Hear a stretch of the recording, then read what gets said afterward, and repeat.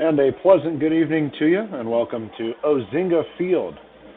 You're just outside of the Windy City of Chicago, here at the home of the Windy City Thunderbolts, and the site for the next 3 nights of Frontier League baseball between Windy City and Evansville. Good evening to you. I'm Matthew Will, joining you for another edition of Evansville Otters baseball. Otters are fresh off a couple of stingy losses against the Gateway Grizzlies, losses that certainly hurt the team's morale, as all 3 of them were games that at some point the Otters looked like they could win, except Sunday started to just really get away from them in that middle inning where they ended up giving up a season-high 8 runs. The Otters were well in the game on Saturday night, could never come back a final time to win it, and then, of course, in that game on Sunday, dropped the series to Gateway, and certainly not the way they wanted to launch into this series. This is a Windy City team, however, who has had things not go their way in these last few weeks. They're at the bottom of the West Division, and unfortunately for them, it's not terribly close, and they've got a lot of work to do if they want to work their way up towards the contention area in this league. I want to walk you through the starting lineup for the Otters as they're getting ready to bat now. Batting first is the left fielder Brian Rosario in the Edward Jones leadoff spot. Batting second is the first baseman Zach Bierman. Batting third, the third baseman J.R. Davis. Batting fourth is the designated hitter Steven Sinsley. Batting fifth is the right fielder Elijah McNamee. Batting sixth, the center fielder Miles Gordon. Batting seventh, the catcher Justin Felix. Batting eighth is the shortstop George Cleel. And batting ninth is the second baseman Andy Armstrong. First pitch to Rosario, sent down the first base line. It looked like it was just foul, but they're going to call it just fair. And the first baseman, Fuentes, will step on first himself for out number 1 very quickly. Rosario stopped running because he thought it was foul. Must have hit the bag, though, because it was a tough play down that line. Now brings up Zach Bierman, who's batting in the 2-hole. And luckily for Bierman, he's trended in the right direction with his batting average and has himself at the 300 line for the first time in 3 or 4 weeks. He sits right at 300 right now, leads the team with 74 hits.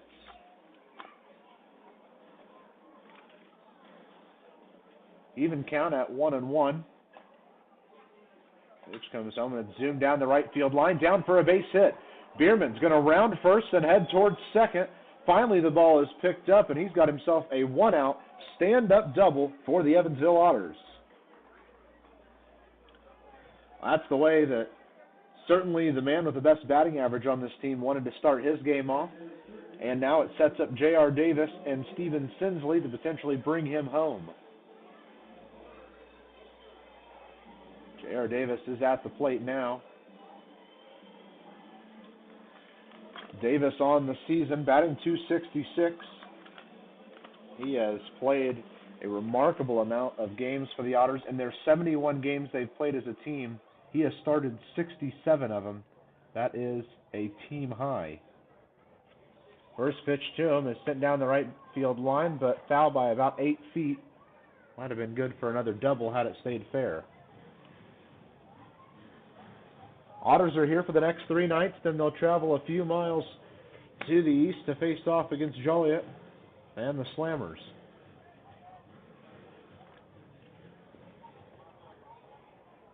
Oh, 1 the count to J.R. Davis. There's a man on second and 1 out here in the top of the first for the Otters. 0-1 comes home, and it's put down the first base line, through for a base hit. Bierman's going to come around to score, and there goes J.R. Davis to second. And now he's going to round towards third. Finally, the ball's picked up and thrown in, and it is a stand-up triple for J.R. Davis that scores a run, and the Otters quickly lead in this one. J.R. Davis put the ball the exact same place that both Rosario and Bierman did, except his really hung tight to that line, and if it gets down that line and into the corner, you're in towards the bullpen, and the ball kind of got stuck on the right fielder Jarius Richards, and because of that, there was really no chance to get J.R. Davis. He got himself an extra base because of it, and the Otters are up 1-0 now. Brings up Steven Sinsley now with a runner on third and one out. First pitch home to him is a called strike right down the middle. After the week they had, and the couple of weeks they've had, the Otters needed to start a game hot, and that's exactly what they've done here at Windy City. The 0-1 to Sinsley. Gets away from the catcher Morgan just for a second, but he's able to keep it in front of him. It was ball one on the outside edge. Sinsley batting .262 on the year, 40 RBIs, a chance to add to it here. 40 ribbies is not on the top of the team, but it is third most, and a swinging strike two has Sinsley back in the count 1-2. While Sinsley does have 40 RBIs on the year, he is beat by both J.R. Davis and Zach Bierman. They each have 43. The 1-2, taken high for ball two. By the way, first pitch time, 70 degrees.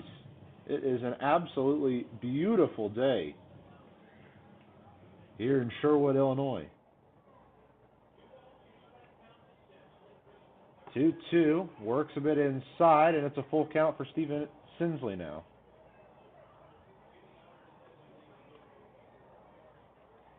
So a big chance now for Steven Sinsley to get himself on base for free. A foul-tipped ball goes off of Morgan, and living to see another pitch will be Steven Sinsley.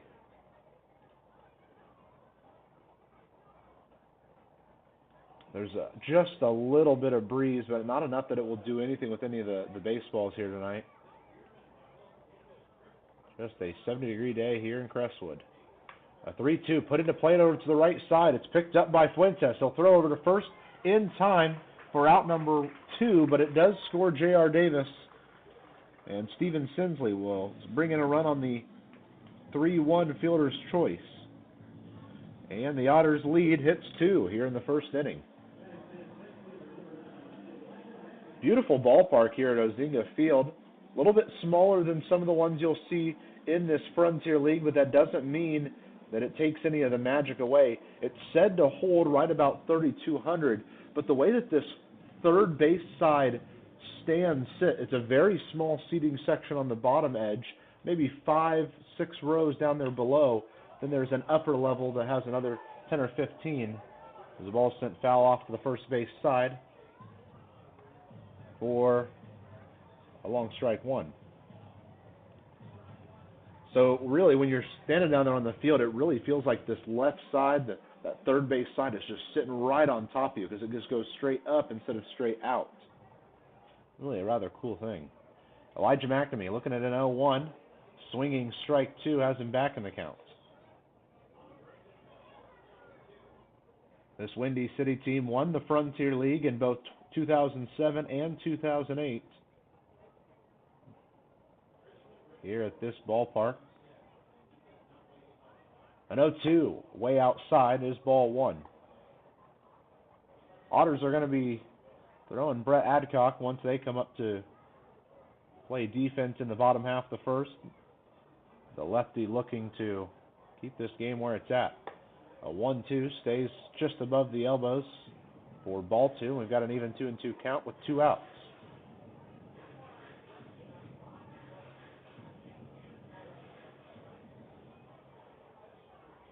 We'll try it on the 2-2, and it's sent foul to the right side. We'll end up near the Otters dugout. Otters dugout is on the first base side. Windy City's on the third base side. And, of course, the bullpens are matching. Down the right field line are the Otters. Down the left field line are the Thunderbolts. We'll try again on the 2-2 to Elijah McNamee, but time is called prior to the pitch being thrown.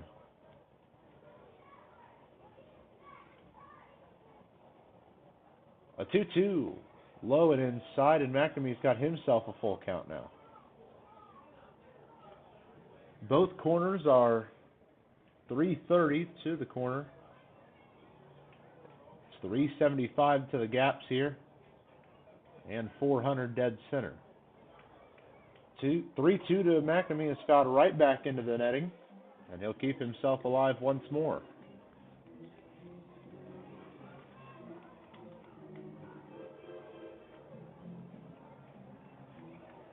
Good to see Austin here in the chat, checking in on the Otters.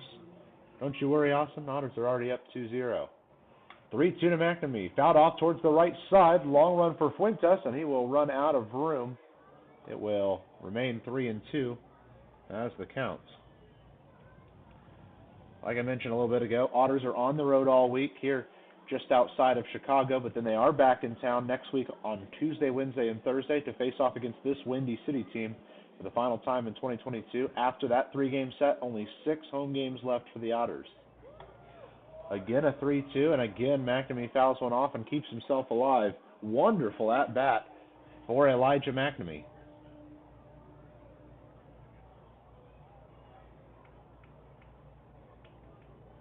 Three balls, 2 strikes to the right fielder McNamee. There's 2 outs and nobody on. The 3-2. Fouled off the foot of McNamee, and he will stay alive. My goodness, what a at-bat from Elijah McNamee, regardless of how it finishes now. Just good to see him really battling there.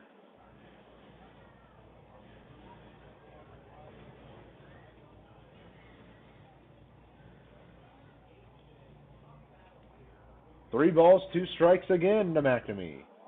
And that one stays low, ball 4, and he gets himself a very hard-earned walk. And the entire Otters dugout will applaud him on his way to first. Otters made a couple of roster moves today. Tyler Spring activated from the inactive list, and Brody Tanksley activated off of the 14-day injured list. They're both activated and available for tonight's game if need be. Might see Spring in the bullpen. Not sure we'll see Tanksley. First pitch to Miles Gordon in there for a called strike. Really good to see Miles Gordon back in the lineup. He did not play in any of the Gateway games. I thought at first it was just kind of routine days off, and then it started to get worrying, but it's nice to see him back out here on the field playing center tonight. 0-1 stays outside for ball 1, and the count evens up 1 ball, 1 strike. There's 2 outs and a runner at first. The breeze that is here is blowing in from the left field area. A 1-1 to Gordon, sent right back up the middle, off the mound, or off the pitcher's glove, and there will be no play as the second baseman Kaler runs in and makes the play there. Trying to grab at it was Garrett Chrisman, the starting righty for this Windy City team. Went off the edge of his glove and off towards the second baseman Cole Kaler as he ran in towards it.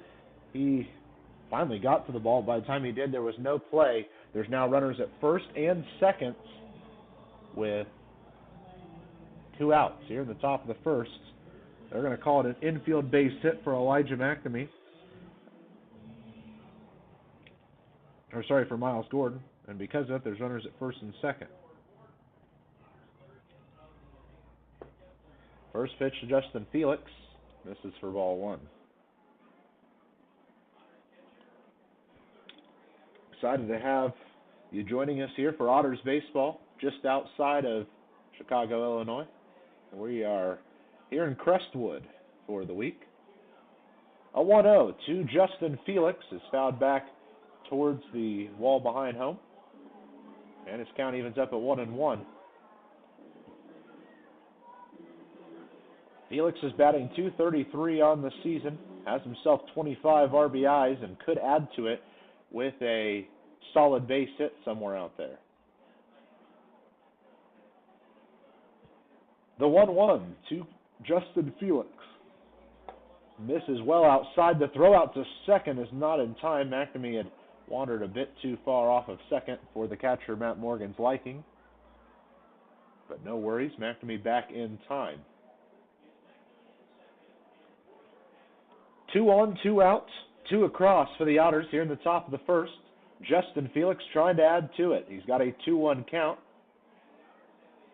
And the pitch heads home for him. Called strike 2. And we are all even at 2.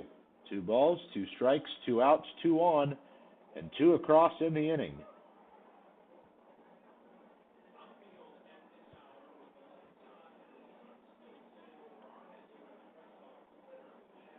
Two ball, 2 strikes on the way.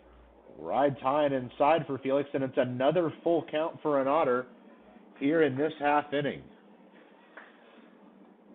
Evansville has had their fair share of opportunities like this. By the way, this is the final game of the day starting in the Frontier League. Pitch number 28 for Garrett Chrisman is a 3-2. Called strike 3.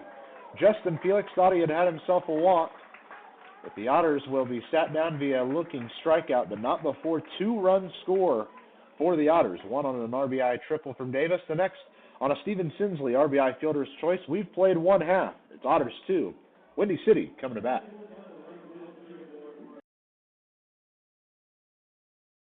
Getting ready and keeping fit for baseball season is hard work. That's why you'll find Evan at Be Fit by Bob's.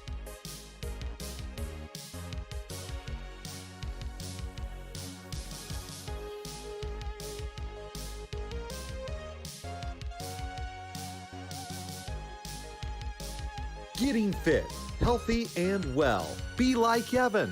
Try a free 3-day pass at Be Fit by Bob's.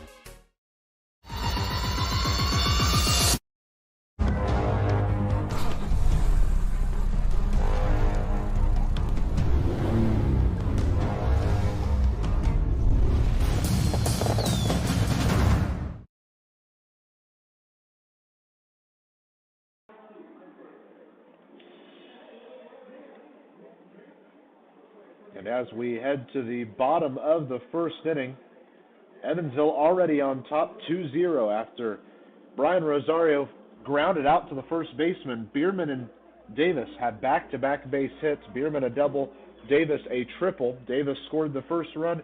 Steven Sinsley brought in the next one on a fielder's choice. Elijah McNamee and Miles Gordon would reach base, but neither would be brought home. That's how Evansville's got their lead. With that, Brett Adcock, the sole lefty on this staff, has taken them out, and he's ready for the start in this one. The lefty carries a 4-4 record into this ballgame, a 2.95 ERA. He's got 55 strikeouts in that time. His last start was a loss at Lake Erie, the one loss of that 3-game set. He gave up 2 runs on 3 hits in 6 2/3. He struck out 10. Such a shame for Brett Adcock. He struck out 10. Earlier this season, he struck out 14 in a game. And in those 2 games, his only 2 games of the season with double-digit strikeouts, he has losses in both of them because the Otters could not put enough runs up for them.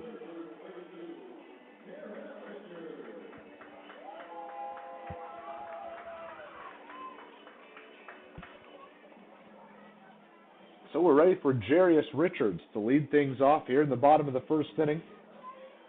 The right fielder has a 227 average entering this game. He steps in, and Adcock glances towards the dugout before looking in towards his catcher, Felix. And here comes the first pitch for Adcock. It's a high inside called strike with the fastball there. Look to see Brett Adcock implement his curveball, and when he does, how effective is it? Because if it's effective and working, it means he could have a very dangerous day up on the mound. A pitch just outside evens our count up at 1-1 strike. Let's walk you around the defensive alignment for the Otters. Rosario's out in left, Gordon in center, McNamee in right. Davis plays third, Khalil plays short, Armstrong at second, Bierman at first. A swinging strike on a high inside pitch has Richards back in the count, 1-2 now.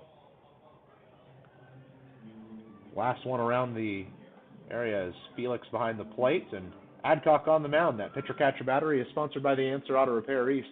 Find all your battery needs at the Answer Auto Repair East, located at 2319 North Green River Road, or give them a call at 812-475-9000. A 1-2 set home, just misses on the outside edge. Both strikes have been high and inside. Both balls have been low and outside. Now Adcock will look for a punch-out with an even 2-2 count. Adcock kicks and delivers. On the 2-2, it's lifted high and shallow to left field. Khalil is underneath it, and he finally brings it in for out number 1.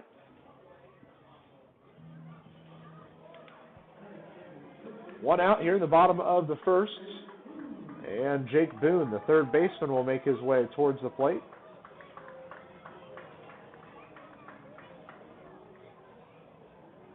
Boone is a righty. So we'll get our first lefty-righty matchup of the day for Adcock. Boone's batting .274. First pitch home is a called strike on the outside edge.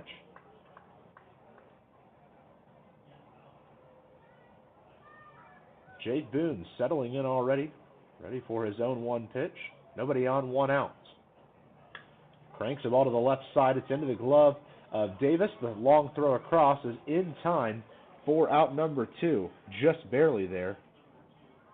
And the Thunderbolts are down to their last out here in the first. Good work from Adcock to right away, after being given a lead in the top half, come in here and help shut down things.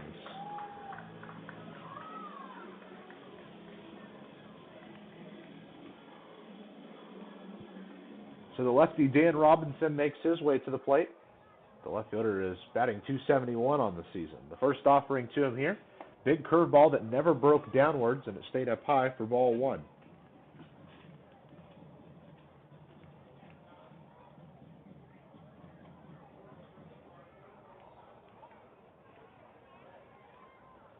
A 1-0, home to Robinson.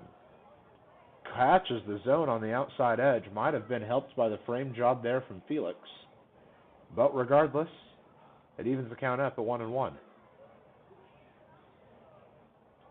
The 1-1. Foul tipped into the glove of Felix for strike 2. Otters are wearing their beautiful gray road jerseys with script Evansville written across the front. Of course, they have their all-blue caps up top with the bills that are gray. A 1-2 to Robinson. Half swung on, and it stays low for ball 2. As for Windy City, they are wearing their home whites with Thunderbolts written across the front in script blue, and blue numbers on both the front and the backs. 2-2 to Robinson. Swinging strike 3. And Brett Adcock will end off this first inning with a German American Bank strikeout. We've played through 1. It's Evansville 2, Windy City 0.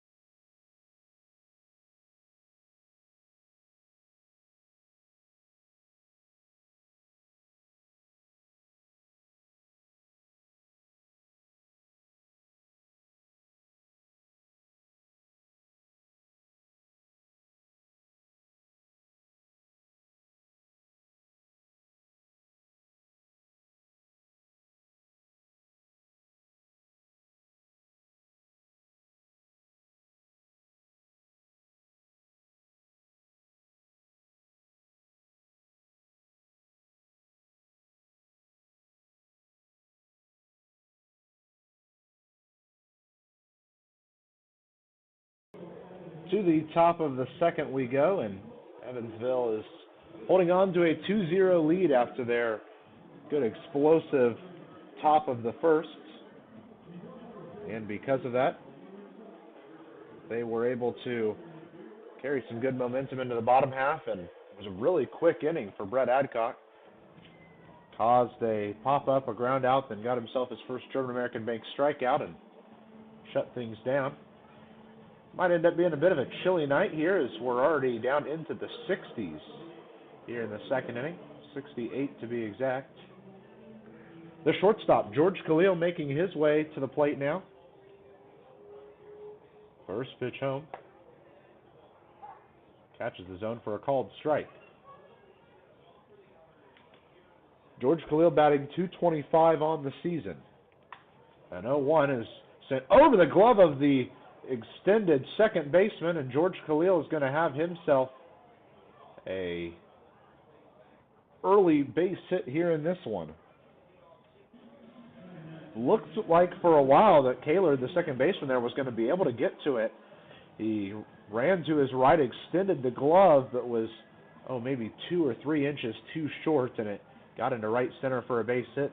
Khalil took a really big round of first, but decided to go back and just take the single. It brings up the 9-hole hitter, Andy Armstrong. Second baseman enters this game batting .229. The first pitch to Armstrong, and instead they're going to go check on Khalil, who's back in time. Probably not obviously it's always an awful thing if you overthrow first, but it's not as awful here as some places. There's a wall not too far away that should kick the ball back towards you a little bit. Armstrong bunts down the first base line, and Fuentes will step off first, pick up the ball, and step right back on for out number 1. It's a sacrifice bunt by Andy Armstrong that moves Khalil out to second.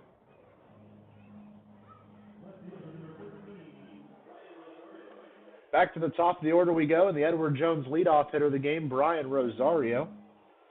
Rosario's 0 for 1, grounding out to the first baseman on a weird play where he thought it had gone foul, as well as most of us thought it had gone foul, but instead it had actually been declared fair, and he didn't really have a chance of beating anything down to first at that point. First pitch home to Rosario. He shows bunt, pulls away, and it's ball 1.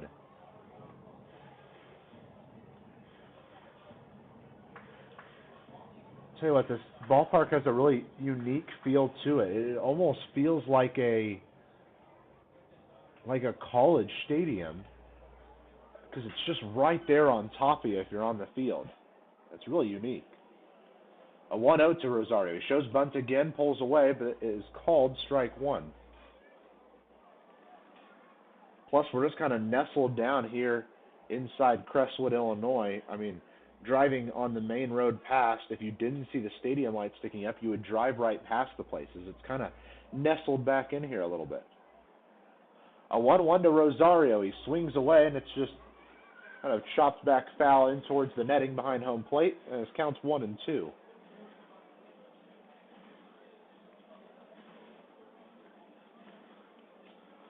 Khalil stands at second. There's one out here in the top of the second inning, and the Otters are trying to bring people around.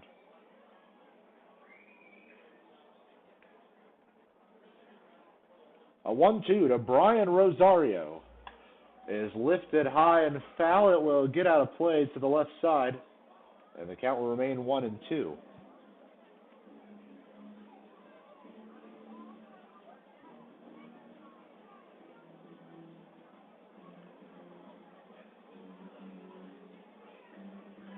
One ball, 2 strikes, still to Brian Rosario. Man on second is Khalil. There's 1 out.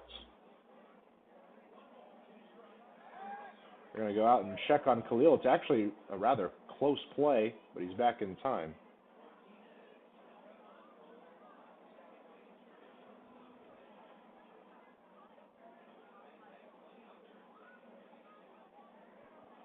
One ball, 2 strikes to Rosario. Ooh, high and inside. Almost caught him in the bill of his batting helmet.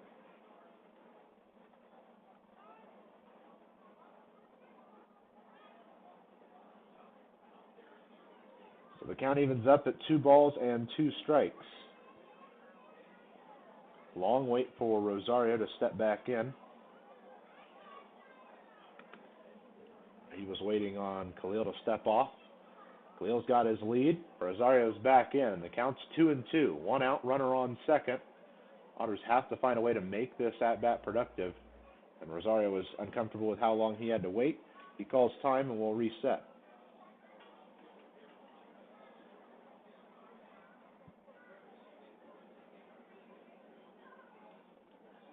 So a little bit of a wait right now. Now we're ready for the 2-2 to Brian Rosario. They're going to go check on Khalil again, but again, he's back in time. They are really worried about him out there. It was a good throw, but still not close enough to snag Khalil.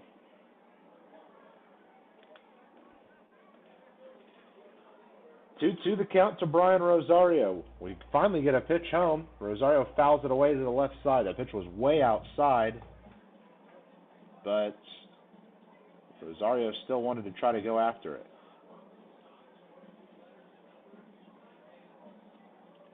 In the bottom of the 7th, the New York Boulders and Ottawa Titans are tied at 1 run apiece, and in Florence, Kentucky, in the bottom of the 6th, the Washington Wild Things lead Florence 6-3. 2-2 to Rosario. Put out down the left field line. It's down for a base hit. Rosario is going to bring in a run. He's going towards second, slides in, and he's got himself an RBI double.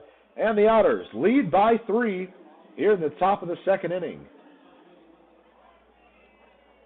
So Evansville building on this lead as Rosario gets himself a base hit and an RBI.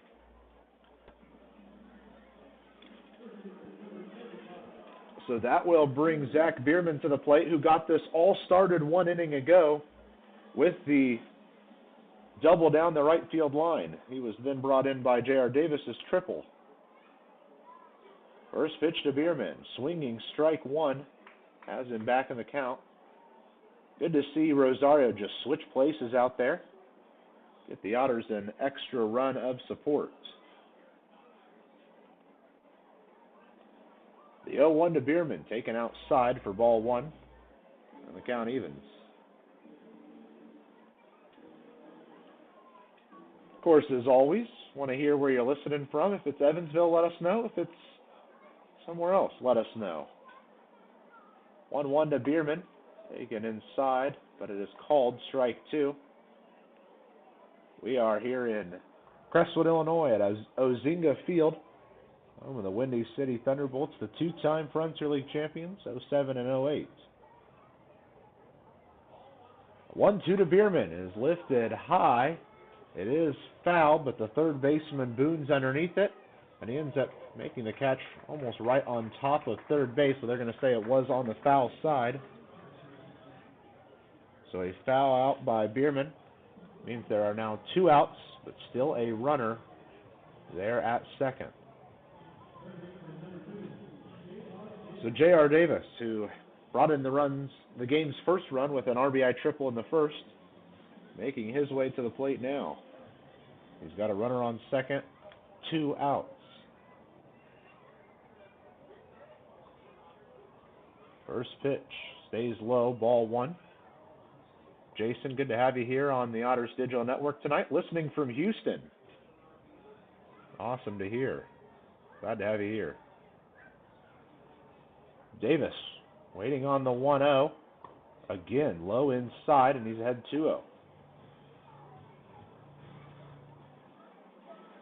J.R. Davis now leads the team in RBIs with 44 of them.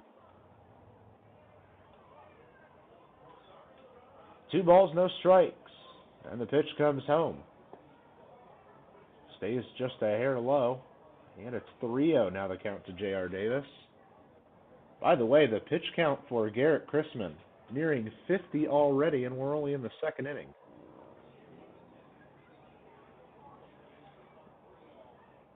A 3-0 to Davis. Grace is outside. It's ball 4 and a 4-pitch walk. Means there are now runners at first and second with 2 outs.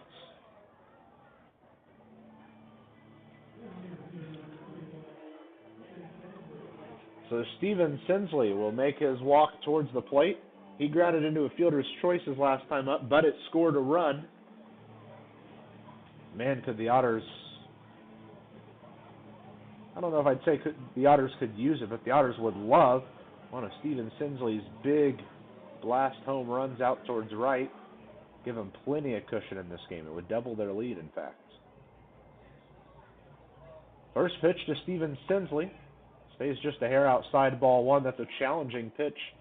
A lot of time you'll see Sensley potentially go after. Not on this occurrence, though. 1-0 the count. 2 outs, 2 on. Otters lead by 3. The 1-0 to Steven Sensley.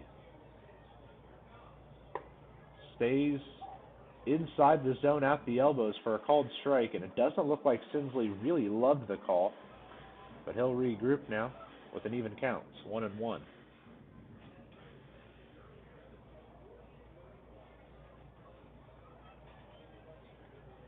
One ball, 1 strike for Sensley, and it catches the zone again right at the elbows, and again Sensley turns around and asks why.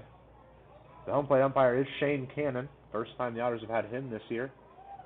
On the right side of the infield, it's Elijah Bester. On the left side, Chad Ozzie. 3 brand new umpires for the Otters. A 1-2 to Steven Sinsley. High and outside, and the count evens at 2-2. Sinsley still talking there behind home plate, and I see a smile. That's good to see. But he was frustrated with the last couple called strikes. A 2-2 to Sinsley. Swinging strike 3, and the inning will end. Otters, for the second straight inning, will leave 2 on base. But they bring another run home on the RBI double from Brian Rosario. We've played 1.5. It's Evansville 3, Thunderbolt 0.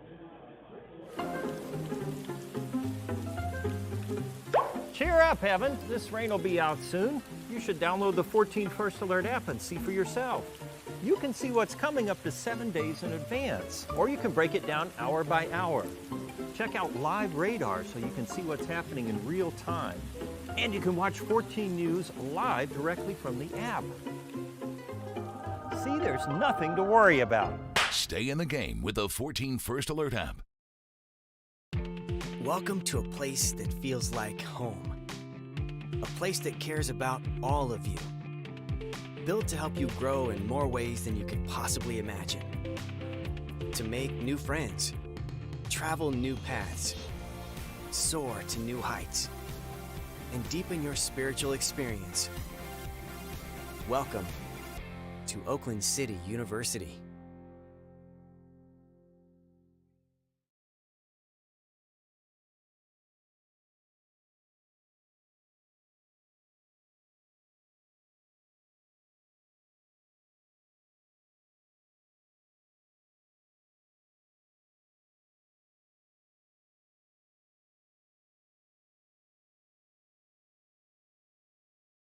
Bottom of the second inning here on the Otters Digital Network. Pleased you're joining us here. Evansville leads 3-0 after 2 first-inning runs and now a run in the top of the second.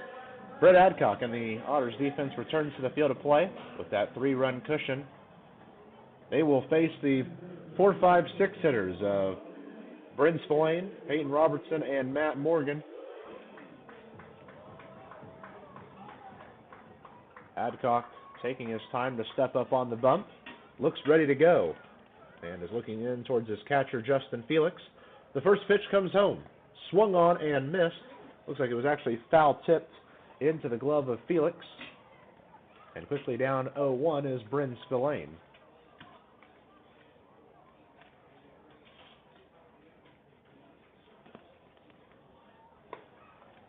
Pitch stays just outside to even the count up at 1 ball, 1 strike.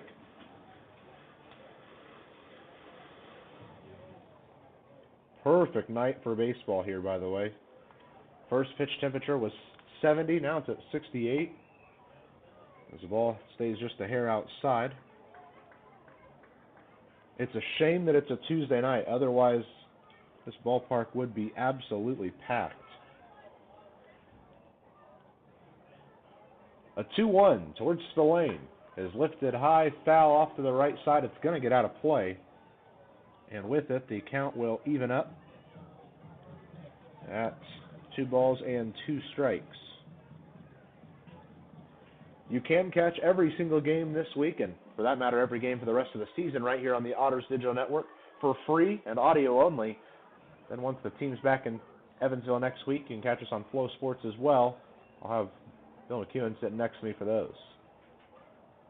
Bryn Spillane ready on the 2-2. The pitch comes home outside, and we've got a full count here.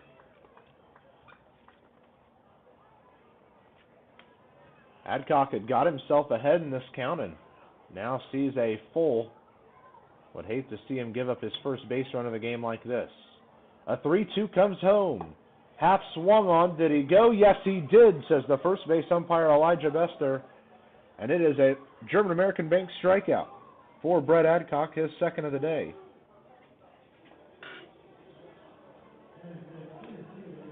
Tough way to go down, but indeed it was a strikeout there.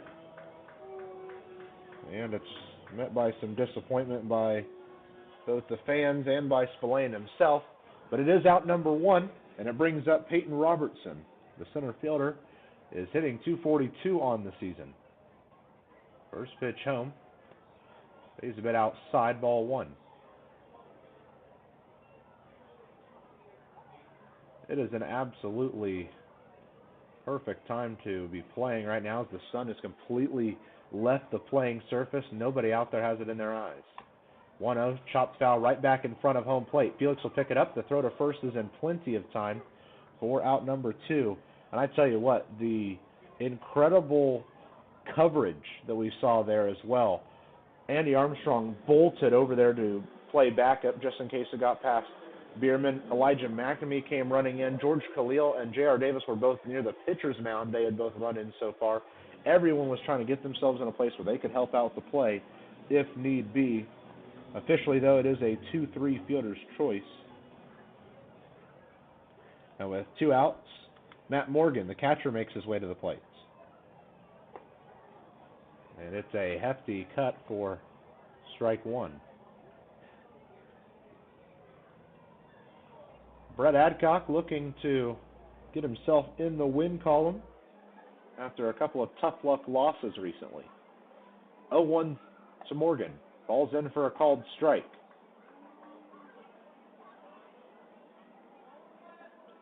Adcock is sitting just past the 20 pitch mark while his companion on the opposite side, Garrett Chrisman, is already at almost 60 pitches. The 0-2 swung on and missed, and it's another German-American strikeout, make it 3 on the day for Brett Adcock, and make it the end of the second inning. We've played 2. Evansville leads this one 3-0. You're listening to Evansville Otters Baseball right here on the Otters Digital Network. Welcome to a place that feels like home. A place that cares about all of you. Built to help you grow in more ways than you could possibly imagine. To make new friends, travel new paths, soar to new heights, and deepen your spiritual experience. Welcome to Oakland City University. Listen up, Evansville Otter fans. Right now, about 100,000 people nationwide are waiting for a life-saving transplant. That's enough people to fill Bosse Field 19 times. And by the time this game ends, 15 people will be added to the national transplant waiting list. Did you also know that if your favorite player injures his ACL, a tissue transplant could provide a complete recovery and put him back in the game? Join the team, be a hero, save a life. Sign up to be an organ donor at donatelifeindiana.org.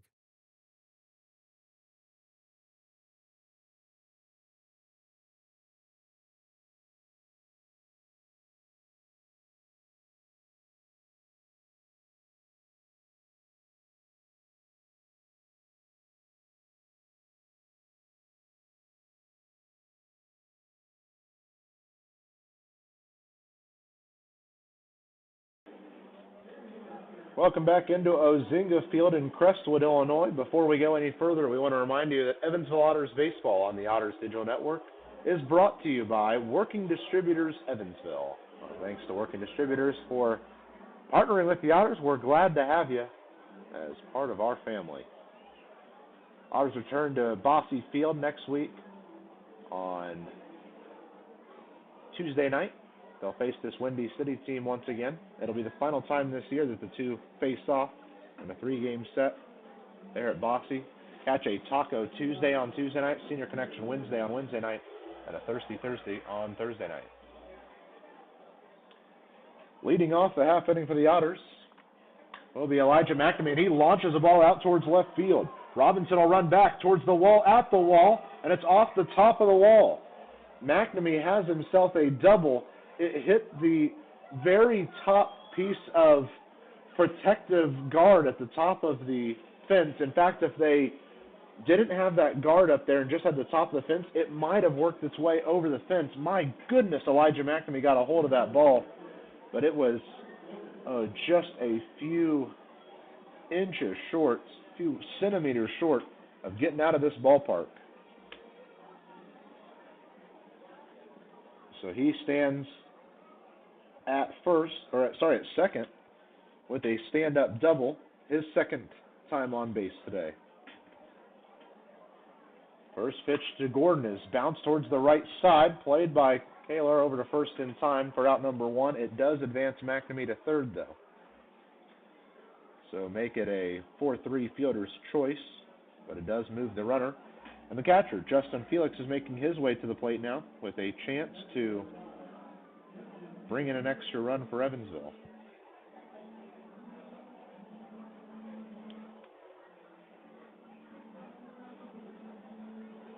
Justin Felix is batting .233 on the season. Struck out back in the first inning. In fact, it ended that big first inning for the Otters.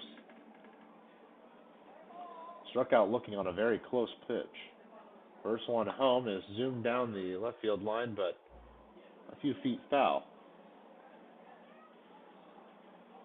This is the way the Otters wanted to start this game, especially after that rough weekend against Gateway. Hop into a lead here, and not just hop into a lead, but also ride with it, build upon it, get to the defensive side of things and hold it. And they've done all those things thus far. Certainly needed for Evansville.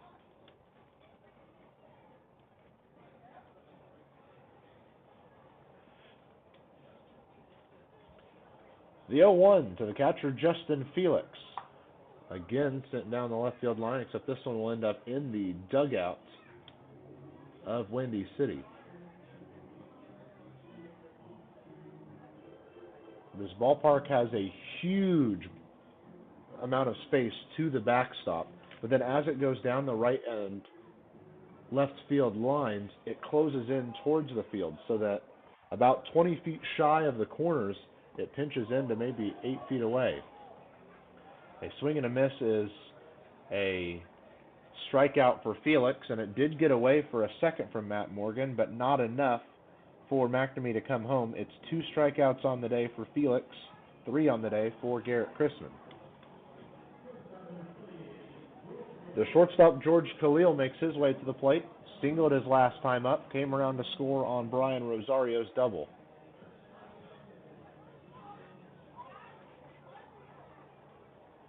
The first pitch to Khalil stays just a bit inside for ball 1.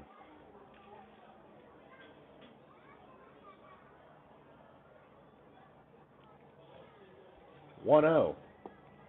And the Australian drops to a knee on a swinging strike that evens up his counts. Elsewhere in the league, Empire State at New Jersey is rained out this evening. Tri-City and Quebec are tied at 1 in the 6th. A pitch low and outside since the count of 2-1. They are in the bottom of the 3rd at Sussex County, and Trois-Rivières holds a 4-2 lead there. A 2-1 to Khalil.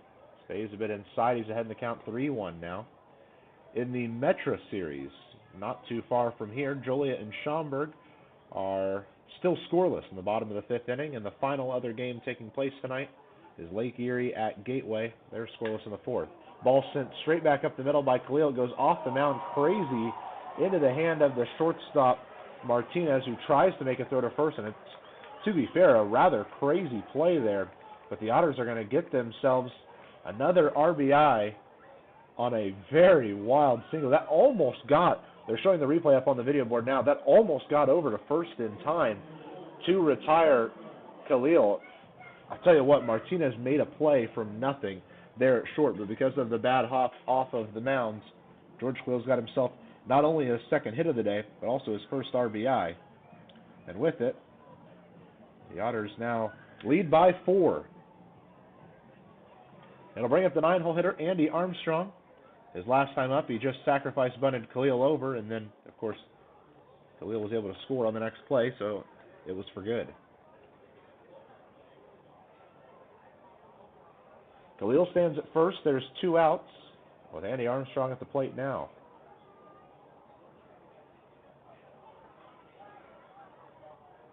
(0-1). Pushed off down the right field line. It's hooking foul, and it is going to end up foul. Ends up in the bullpen down there, but Armstrong was trying to will that one to stay fair.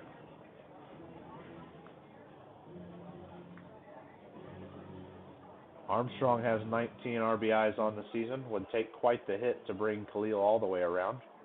But Khalil would be running on contact, so it is possible. 0-2. Swinging strike 3 The Otters have finished all 3 innings with a strikeout, but they've also scored in all 3 innings. And after 2.5, it's Evansville 4, T-Bolt 0 here on your home for the Otters, at home and on the road, the Otters Digital Network.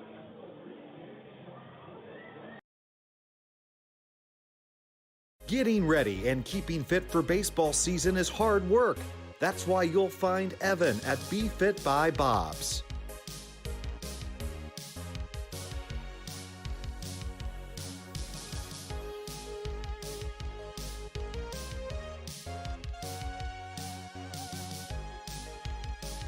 Getting fit, healthy, and well. Be like Evan. Try a free 3-day pass at Be Fit by Bob's.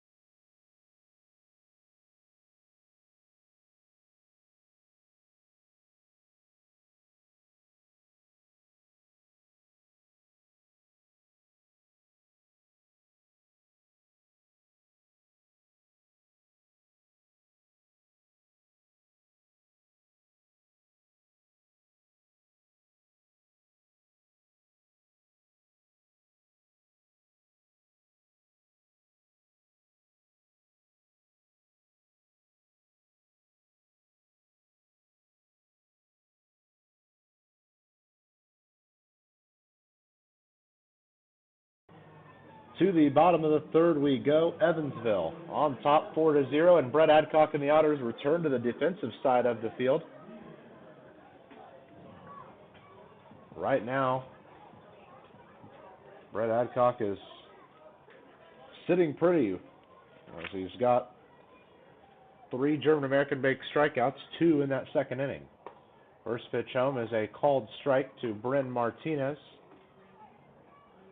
Adcock has 2 separate double-digit strikeout days this year, but he could not receive the win in either. In fact, he got the loss in both. 0-1 stays here inside. The count extends to 1-1.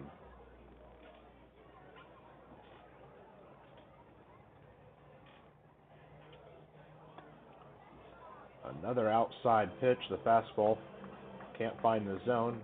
It goes to 2-1.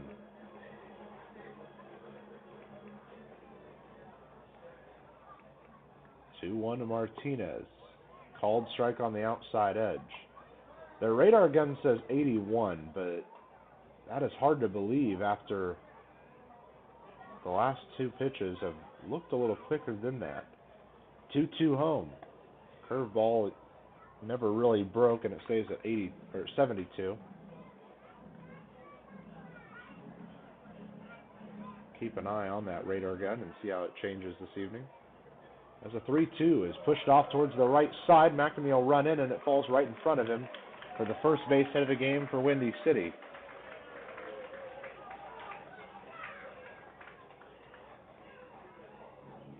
McNamee thought about laying out for it, but I think he just wanted to make sure that he made the play. So it dropped right in front of him. He played it off the chest to ensure it didn't go any further, and gives Windy City their first base runner of the game. That'll bring up Brian Fuentes, the first baseman. Fuentes is a .248 hitter on the season. 20 RBIs, can certainly make that bat pop a little bit. So you got to keep an eye on him.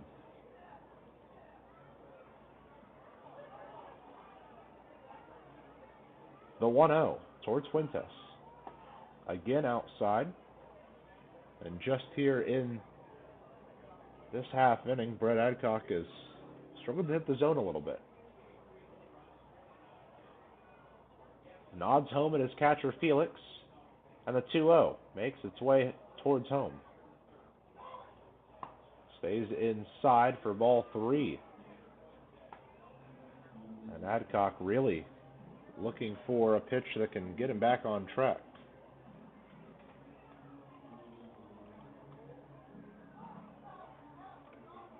Good to have so many of you joining us here on the Otters Digital Network. I'm Matthew Will, joining you here from Crestwood, Illinois, as the Otters play at Windy City for the first time this season and the final time this season. These 3 games are it here in Crestwood, but Windy City is going to make another trip to Evansville next week, as finally a called strike comes home. The count is 3-1. Otters are second in the West Division with a record of 40-31.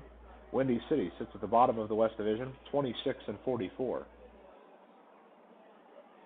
Adcock throws over to first, but back in plenty of time is Martinez.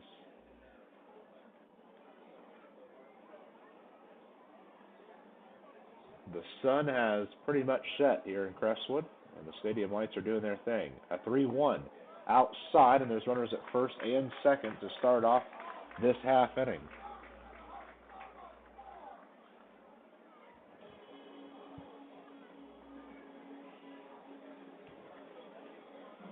And it looks like Justin Felix might go have a talk with his pitcher. Or maybe he won't this time. He's just looking towards the dugout for instruction from his coaching staff.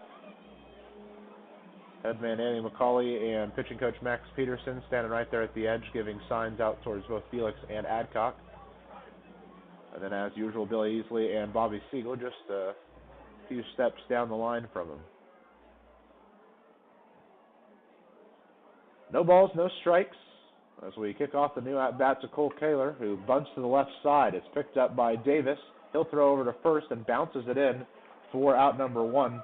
Bierman able to bail him out with a good dig, but a sacrifice bunt has advanced both runners.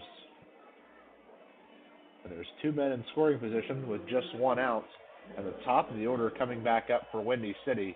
A huge opportunity for the Thunderbolts to dig themselves a little bit closer in this one. Schaumburg has just scored 2 runs in the bottom of the 5th. They now lead 2-0 against Joliet. And in the top of the 8th, Washington's holding on to a 6-3 lead.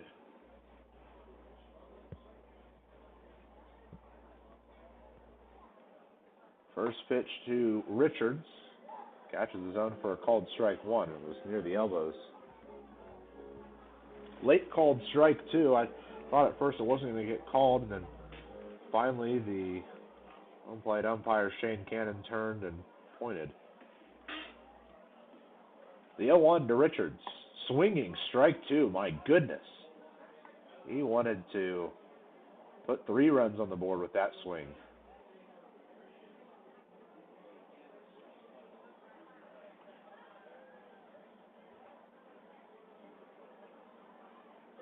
No balls, 2 strikes to Jarius Richards with runners at second and third. A strikeout would be perfect here for Brett Adcock. 0-2, swung on and missed. Richards chased it to the opposite batter's box. And the 4th German-American Bank strikeout for Brett Adcock could not have come at a better time. So now there's 2 outs with the runners on scoring position. And the Otters just need 1 out. They don't have to worry about grabbing 2 and potentially allowing a run to score. Jake Boone makes his way to the plate. 1 out, 2 on, 2 outs. His previous at-bat ended in a 5-3 ground out. He corks one off towards left. Zooming in as Rosarioni will bring it in for out number 3. Thunderbolts leave 2 on base, and because of it, we head to the 4th. Evansville leads by 4.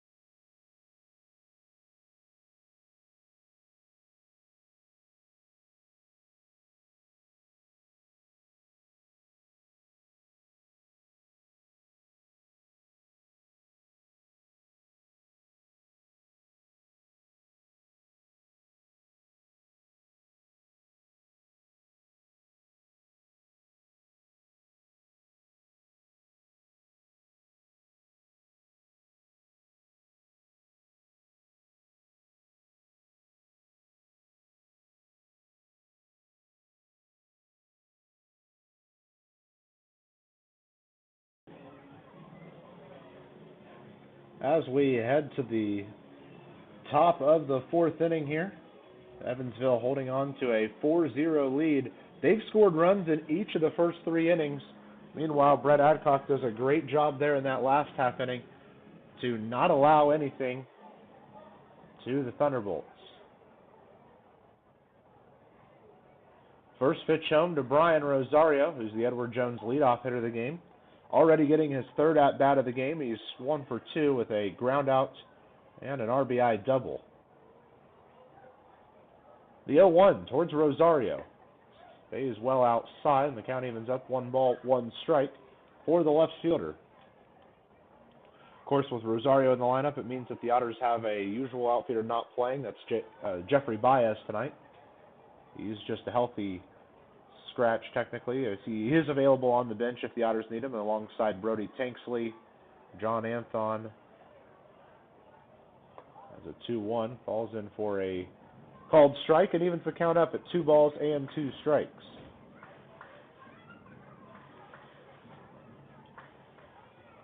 Two towards Rosario. Stays outside. He can check his swing, and we've got a full count on our hands. Though the bullpen has walked down and is sitting down there in left field, Windy City has nobody warming up. And Brian Rosario gets himself a walk on a ball 4 on the full count. It's his 2nd time on base today.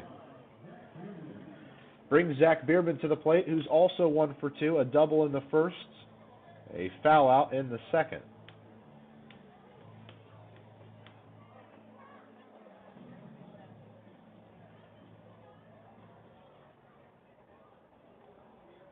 First pitch to Zach Bierman.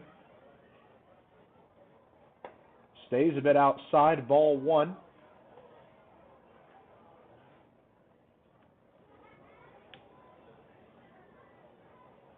Defense plays with a little bit of a shift towards the right side as the 1-0 zooms home. Bierman, hefty swinging, strike 1 on the pitch that kind of broke low and away from him. Pitch just started to run from him, and he had already kind of committed to the swing at that point. The 1-1 to Zach Bierman. Stays outside, and he's got himself another lead in the count, now at 2-1.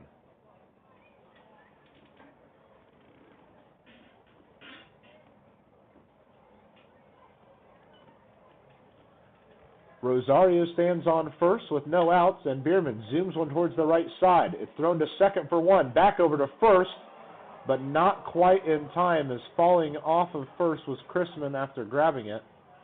Sorry, it wasn't Chrisman. It was actually the first baseman once again, Brian Fuentes. And as he was falling off, the pitch was just a little bit late, and Bierman got himself there in time. He will reach on the 3-4 fielder's choice. And Rosario, a casualty, on the way towards second, as he was going to be step 1 of the double play, but that was the only step that they got. Ball put in play to the left side, into the glove of Martinez. To second for 1, to first. In time, they'll get the double play this time, and it's a good old-fashioned 6-4-3 double play to end this inning.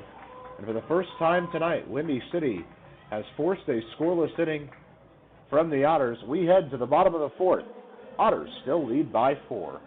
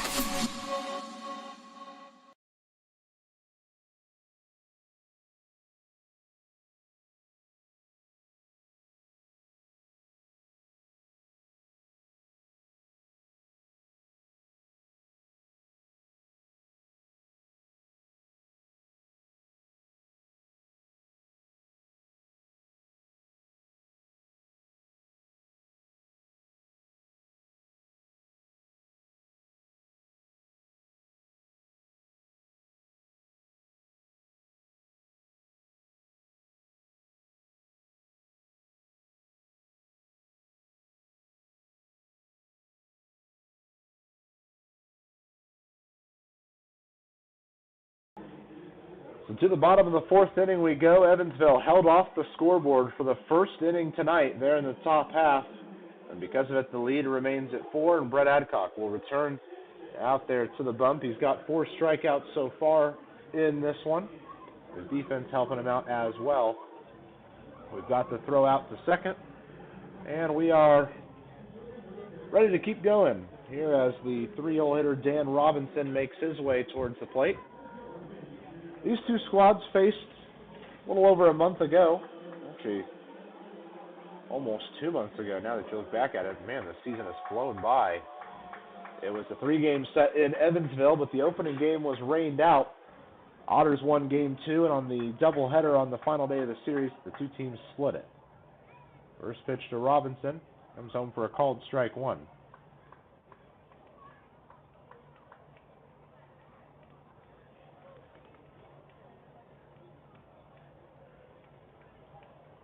Robinson looking to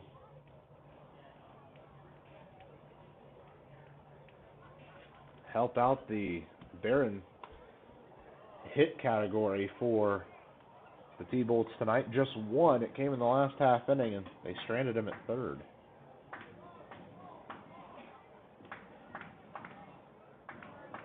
Decent crowd here tonight at Ozinga Field.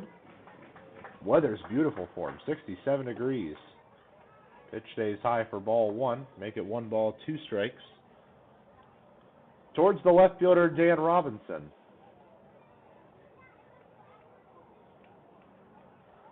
The 1-2. Pushed out towards left field. Rosario will just move a few steps to his left and a little back for out number 1. Just a routine flyout.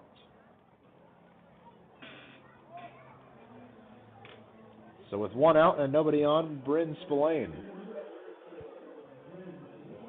is going to head back out there. In Spillane's first time up, he struck out. He was the second victim of the German American Bank strikeout from Brett Adcock today. Adcock, like usual, donning the bright red glove on his right hand as the ball is lasered down the left field line. And fair. Wow, off of the wall right there. Looked like it was going to hook foul. The throw towards second's not in time, and it's a double for Bryn Spillane. He really got a hold of that baseball, and it actually stayed about 6 inches underneath, going over that wall and giving the T-Bolts their first run of the game, but instead it stayed a bit low. At first, it really looked like it was going to curve foul, but it hugged that line all the way down. Now Windy City has a man in scoring position.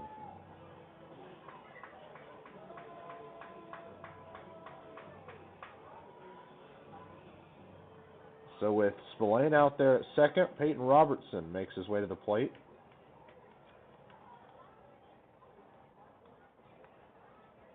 His first pitch. Stays a bit outside for ball 1. Robertson's first time up, he chopped one right back up the middle a couple of feet, and it was picked up by Felix and thrown over to first in time for out number 2 of that inning. But the 1-0 to Peyton Robertson is swung on and missed. Evens the count up at 1 ball, 1 strike.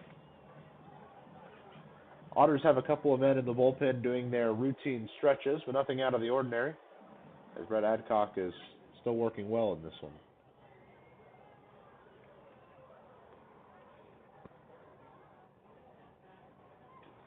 The 1-1 catches the low inside corner for a called strike. It looked like Adcock's fastball in the low inside corner, but it rang up on their pitch speed at 79 mile an hour, but it did look a little quicker than that. Regardless, it's a 1-2 count for Robertson now. Ball works just a little bit too far inside, and the count evens. 2 balls, 2 strikes.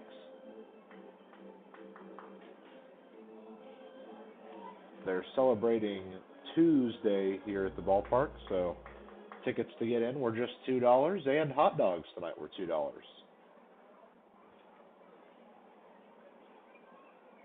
2-2 the count to Peyton Robertson. There's a man on second and just 1 out. The pitch comes home, swung on and missed. for a swinging strike 3, and Robertson's mad that he didn't get his time. He thought he had called time, but the home plate umpire, Shane Cannon, says, sorry, I didn't see it, it's not happening. And because of it, he's got a very upset Peyton Robertson on his hands, who strikes out swinging, the 5th individual to sit down with a German-American Bank strikeout from Brett Adcock. That'll bring up the catcher, Matt Morgan, who struck out back in the 2nd inning as well.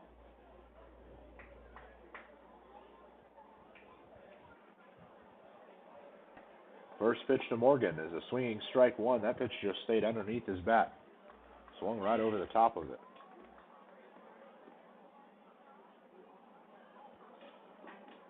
Two outs and a runner on second for Windy City.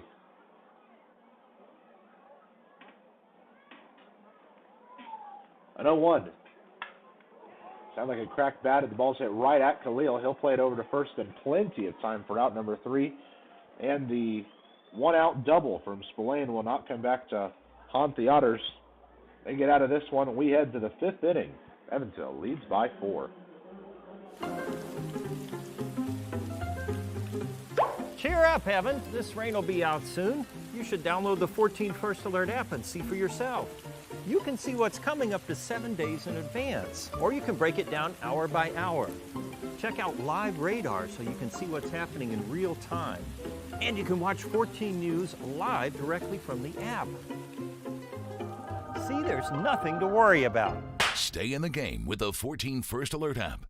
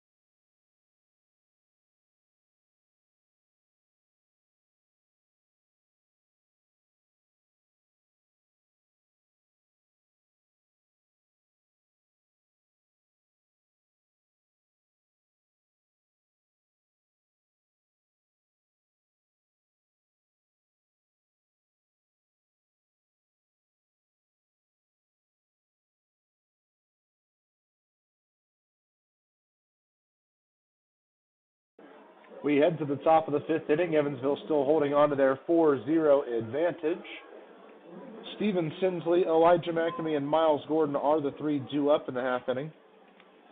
That 4th was the first time today that Windy City has faced the 3-batter minimum in an inning. Started off with a walk, and then an almost double play as Bierman reached on a fielder's choice, and then a really double play from J.R. Davis. First pitch home swung on for strike 1 by Stephen Sinsley. On the day, Stephen Sinsley's 0 for 1, a strikeout, 0 for 2, a fielder's choice and a strikeout, but the fielder's choice had an RBI attached to it. The 0-1 stays inside for ball 1, and the count is even.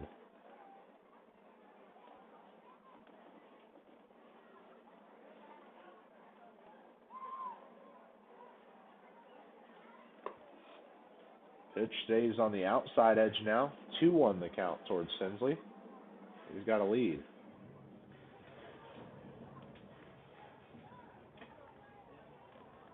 The 2-1. Swinging strike 2. Sinsley really corked up on that swing, but was in all reality a little bit behind the ball. And the count's evened up. 2 balls, 2 strikes for the designated hitter, Stephen Sinsley. The 2-2 is graced foul to the right side. Actually goes off the wall right next to the bat boy and then lands in his bucket of extra baseballs.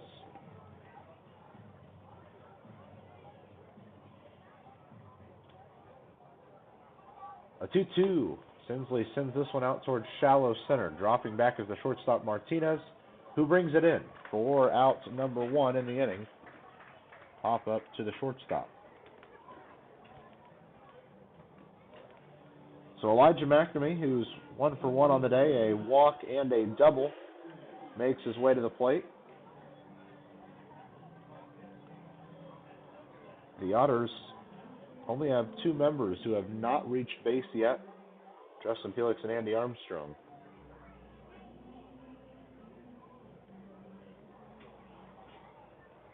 First pitch to McNamee, taken for a called strike, almost right down the middle.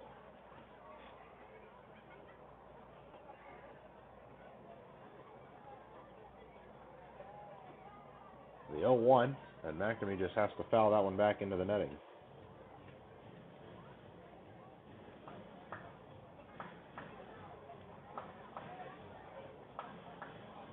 Elijah has himself a walk and a double.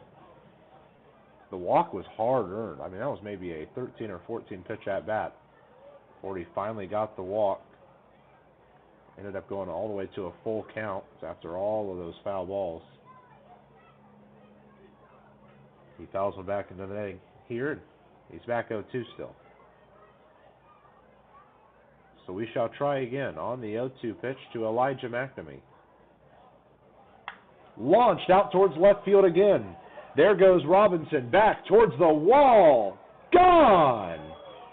Not off the wall this time. And big hit Mac has extended the Otters' lead. The last time up, he put one just a few inches underneath the layer of foam out there on the wall around this outfield area, missing a home run by just a couple of inches. This time he will not be denied. It's a solo shot for the Mississippi State man. And with it, the lead hits 5. Good to see Elijah McNamee keeping up his good run of form. He's got home runs in 3 straight series now. A half swing from Gordon evens his count at 1-1. A couple of really quick pitches here.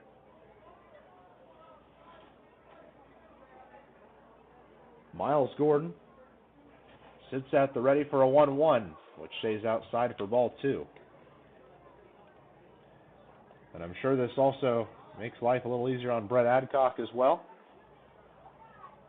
who for a lot of the game has been right up there with his teammates, not sitting back on the back bench like a lot of pitchers. Gordon drives one out towards center. Dropping back is the center fielder Robertson, and he's able to make a wonderful catch. My goodness, he was like stumbling over and also almost playing the ball right over his head. A tough ball to play, but he brings it in for a hard-earned out number 2. Could have been dangerous as Gordon was nearing second already and could have had a triple if it had dropped.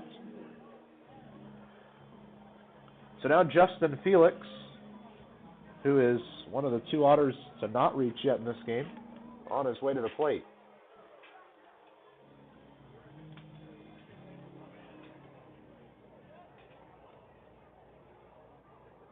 First pitch to Felix. Catches the zone at the elbows, called strike 1. That's an unfortunate one for him.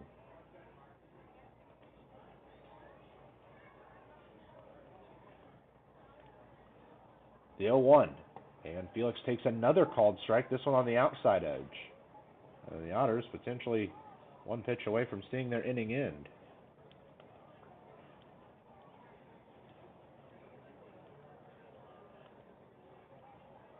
The 0-2 stays just a fraction of an inch too high.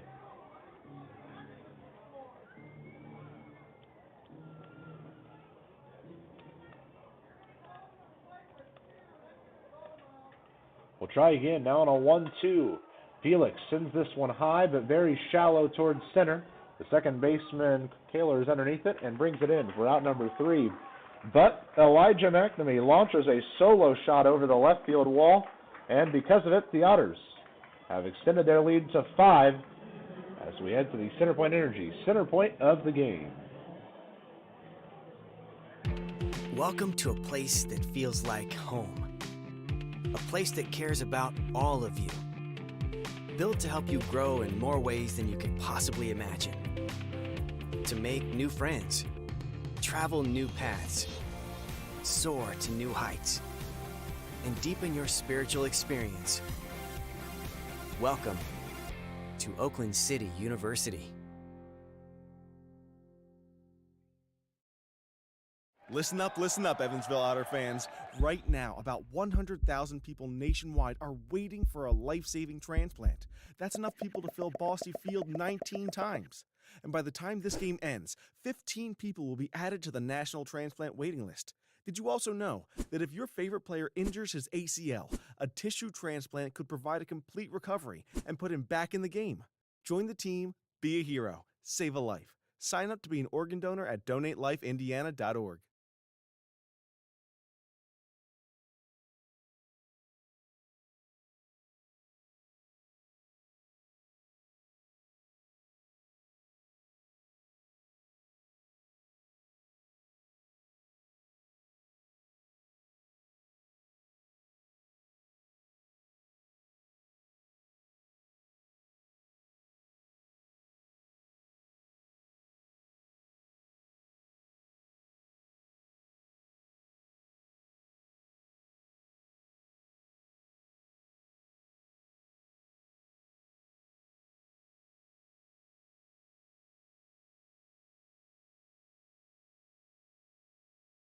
And we have arrived at the Center Point Energy center point of the game. Evansville holding on to a 5-0 lead in this one. A quick run through the scoring. J.R. Davis brought in the first run with an RBI triple. Directly after, Steven Sinsley brought him in with a fielder's choice RBI. In the second, Brian Rosario doubled in a run, bringing in George Khalil. In the third, George Khalil brought in a run on an RBI single that brought Elijah McNamee home from second base. And then just now in the top half of the fifth, Elijah McNamee sent a solo shot to left to give the Otters a 5-0 lead. They lead in the hit category 8-2, and neither team has committed an error. First pitch is a strike to Bryn Martinez. And here comes the 0-1. Stays a bit low. So call it 1-1 strike now for Martinez. Adcock taking a couple extra seconds. Up on the bump. Here comes the 1-1. High and outside, but catches the corner for strike two. Sun is completely gone. Darkness starting to fully take over in the night sky, and the stadium lights doing all the work now. That was a 1-2. Makes its way towards Martinez. A little too far outside. Count evens up at 2-2. There's the changeup there from Adcock, it looked like.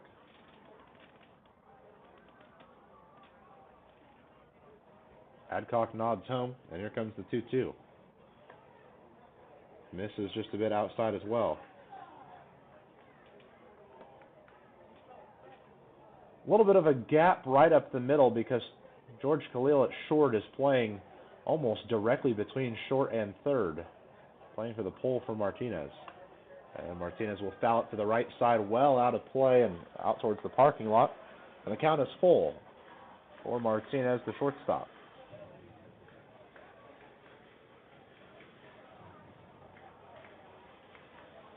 Temperatures drop down to 66, and it's expected to drop down into the low 60s as the game progresses.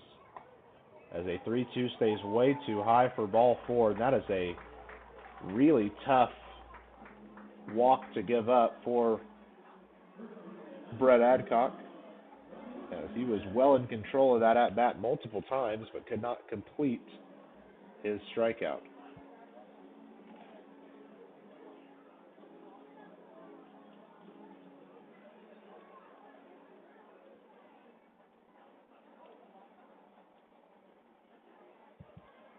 First pitch home. The throw down to first is way too high. It gets into right field. McNamee picks it up, and it's just going to be a one-base error from Justin Felix, who launched that one well over Zach Bierman.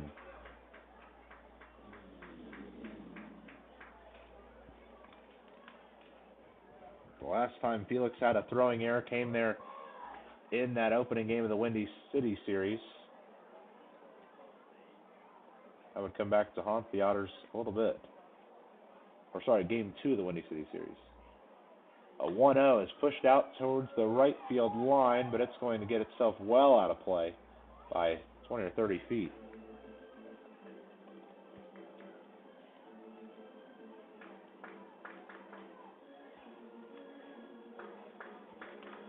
One ball, one strike as we get set for the next pitch to Brian Fuentes, the first baseman for this Windy City team.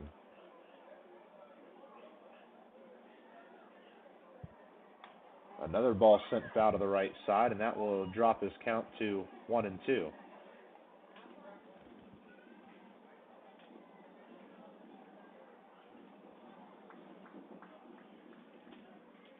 There's a runner out there at second.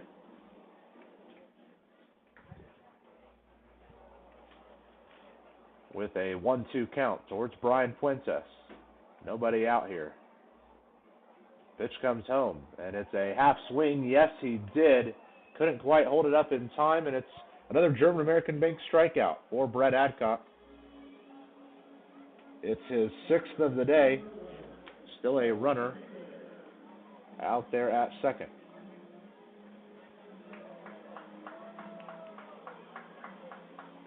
One out, one on, and Cole Kaler making his way towards the plate.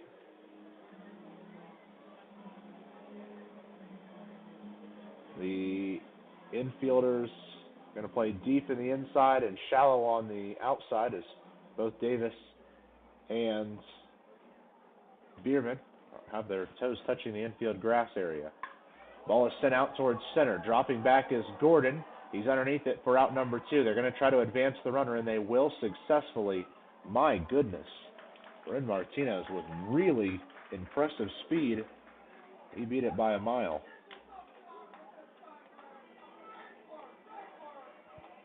So we will progress back to the top of the order. There's a runner on third, 2 outs, and Jarius Richards will try to be the Thunderbolt to break into the run column.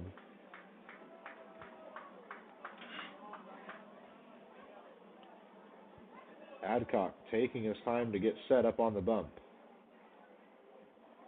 First pitch home. Swinging strike one. Richards was way out in front of that pitch.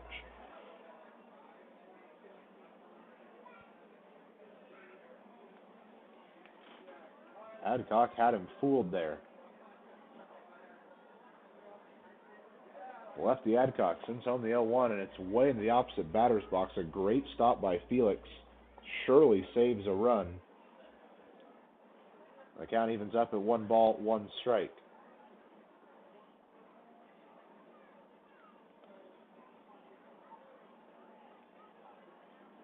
One on the way. Works in towards the helmet of Richards. That's ball 2. Almost a scary play there. But luckily, all is well, and the count's just at 2-1.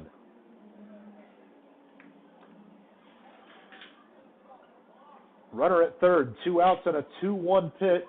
Stays low for ball 3. And that is a tough one for Adcock. He's really got to fight his way back in now. Richards is 0 for 2 on the day. The 3-1 pitch heads his way. It's lifted high, foul behind home plate. Will it fall in fair territory? No, it will not. Just gets past the back netting. Felix runs out of room, even though this is a very deep area here behind home. But instead, it just takes the count to full.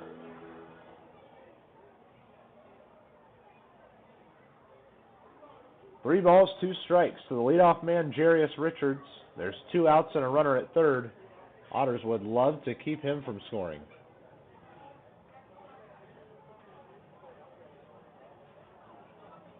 A 3-2. Broken bat as the ball is sent weakly to the left side. There goes some more lumber for the fireplace.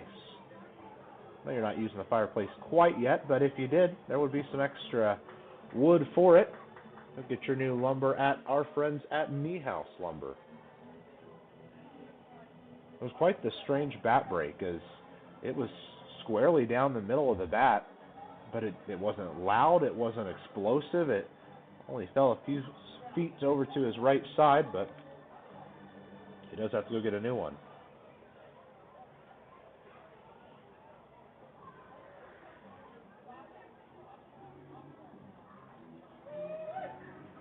Finally, we have a new bat, and we're ready to continue this at-bat. 3 balls, 2 strikes for Jarius Richards. There's 2 outs and a runner at third. Brett Adcock would love to shut the door in the face of the Thunderbolts. Adcock shakes off a couple. Finally nods towards his catcher, Felix. The 3-2. Sent on the ground towards Armstrong. He'll play it into the glove. The throw to first in time. And the T-Bolts will not score a run here. We've played 5 full. It's Otters 5, Windy City 0. Here on your home for the Otters all season long, the Otters Digital Network. Listen up, Evansville Otter fans. Right now, about 100,000 people nationwide are waiting for a life-saving transplant. That's enough people to fill Bosse Field 19 times. And by the time this game ends, 15 people will be added to the national transplant waiting list. Did you also know that if your favorite player injures his ACL, a tissue transplant could provide a complete recovery and put him back in the game?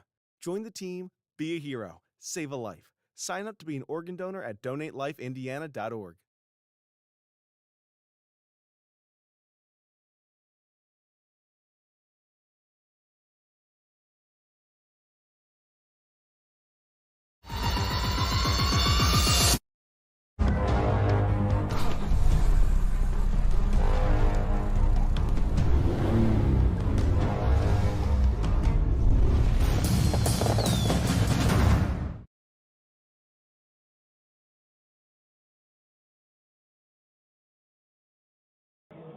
We are in the top of the 6th inning now.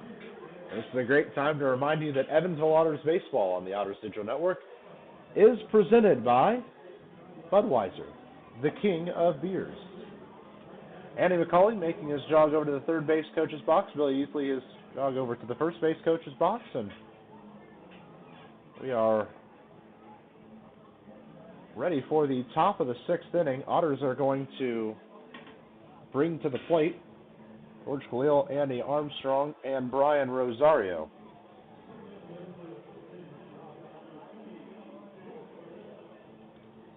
It was good to see the Otters not only start this game strong, but continue that success for a couple innings and build themselves a little bit of a lead. Of course, as Gateway proved to the Otters earlier this week, no lead can be safe. The first pitch towards the shortstop, Khalil. Taken inside for ball 1. George Khalil is 2 for 2 with a pair of singles, the latest, an RBI single.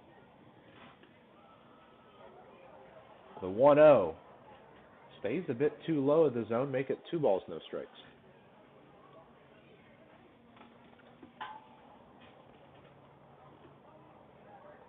Khalil ahead on the 2-0, which he takes for a called strike.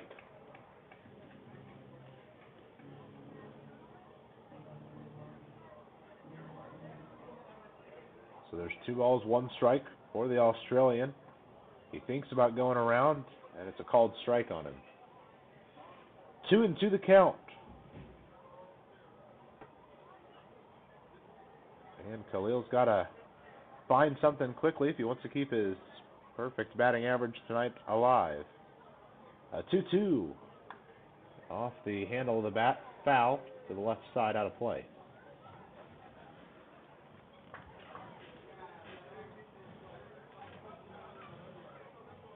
It has been a perfect night for baseball. First pitch temperature was 70 degrees, and we've dropped down to 66 since.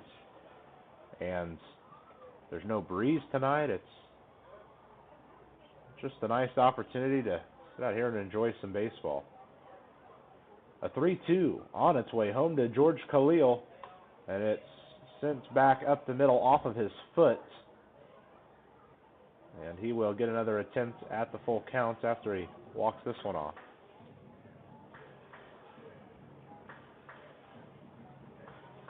That one went off the foot rather hard.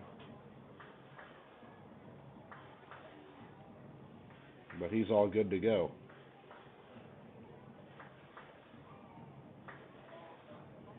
Bases are empty. There's no outs. Of course, as Khalil is leading off the inning. And now we're ready for another iteration of the full count payoff pitch, which is skied towards shallow left.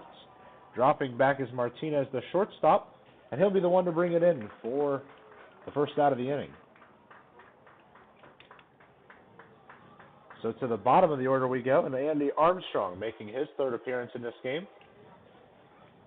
Has a sacrifice bunt and a strikeout to his name through the first 5.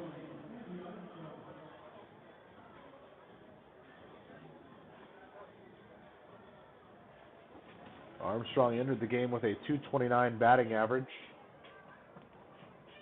The pitch here is zoomed towards the third baseman into the glove of Boone. He'll throw to first, and that is a very quick second out. 5-3, the official score.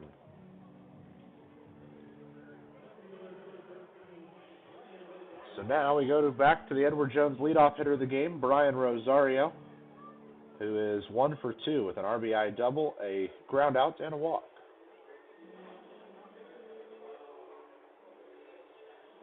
Otters lead by 5 here in the top of the 6th inning. They've scored in every inning but the 4th. They're trying to avoid their second inning of the day that would have the minimum 3 batters faced. First pitch home, stays well inside, actually rolls all the way back to the backstop for ball 1.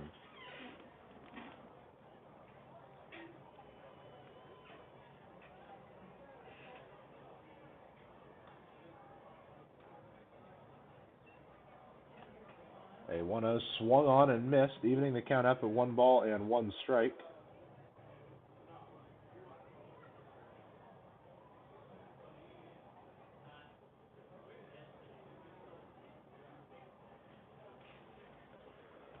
The 1-1 swung on and missed again. Rosario really fooled on these last 2 pitches.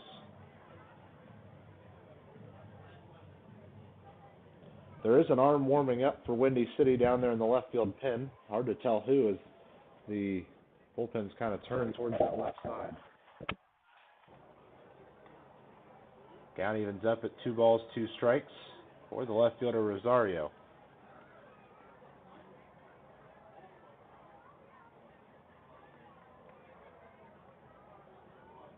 A 2-2 outside, and he's got himself a full count now.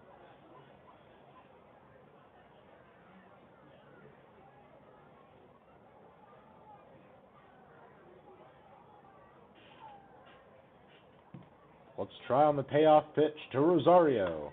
Zoom down the left field line, but it's going to hug foul. And Rosario will live to see another opportunity at 3-2. Rosario's batting average is coming down a little bit, returning to earth, if you will, after he started up in the 600s in his first few games with the Otters. He looked exceptional. The 3-2, and it's a called strike on the outside edge. Rosario didn't agree with it, but it is 3 up, 3 down for the Otters here in the top half of the 6th. And that one was good for strikeout number 5 on the day for Chrisman. We go to the bottom of the 6th. Evansville leads by 5.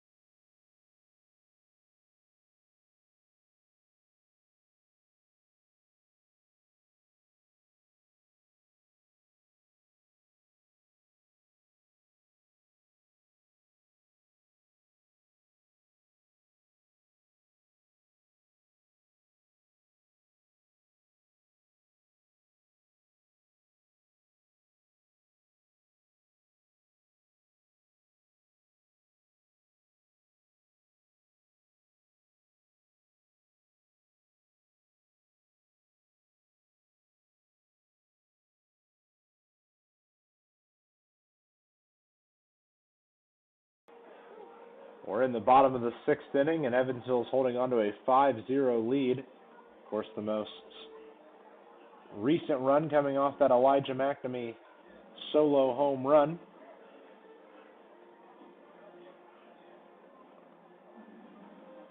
And Evansville has gotten just about everybody involved, as the only two who have not reached base are Andy Armstrong and Justin Felix.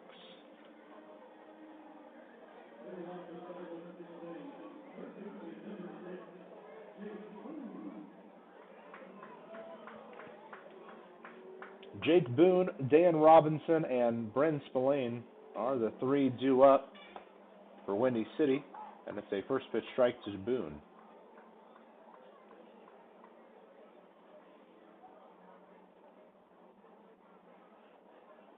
So after the strike one called, here comes the 0-1. This one just misses on the outside edge. Adcock was trying to get him to chase a little bit, but it was a good offering. The 1-1.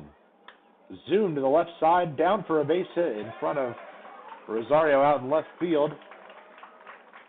And Windy City picks up their third base hit of the day.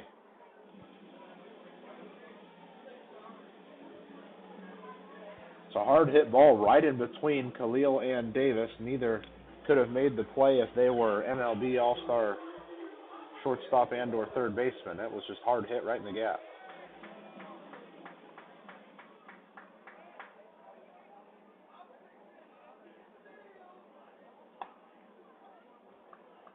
First pitch is home for ball one. Adcock with a glance over towards first. Here comes the 1-0. It's sent out towards right center field. Long run for Gordon. It falls in front of him. He'll pick it up and throw in towards second. Rounding all the way to third was Boone. And with back-to-back base hits, Windy City has men on first and third here to kick off the 6th inning. And I see a couple of individuals up down there for the Otters. I just don't know if anyone's going to start throwing or not.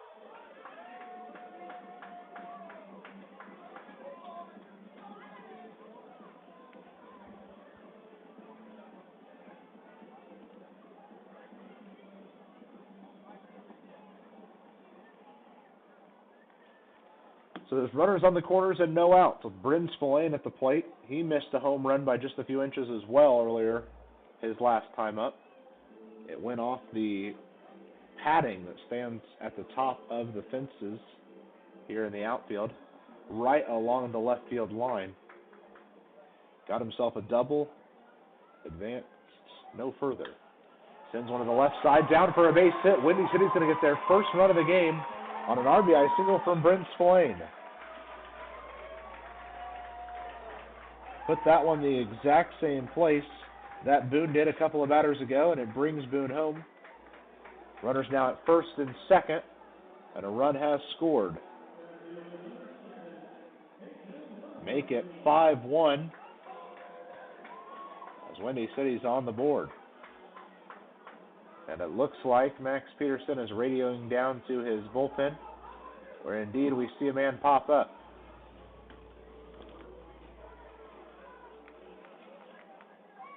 Looks like Jake Polancic to me.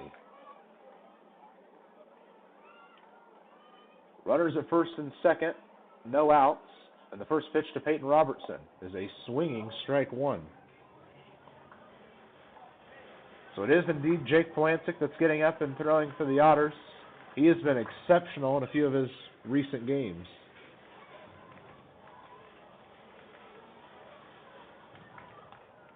No balls, one strike for Peyton Robertson,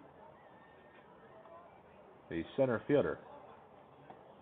Another pitch outside. This one evens the count up. 1 ball, 1 strike.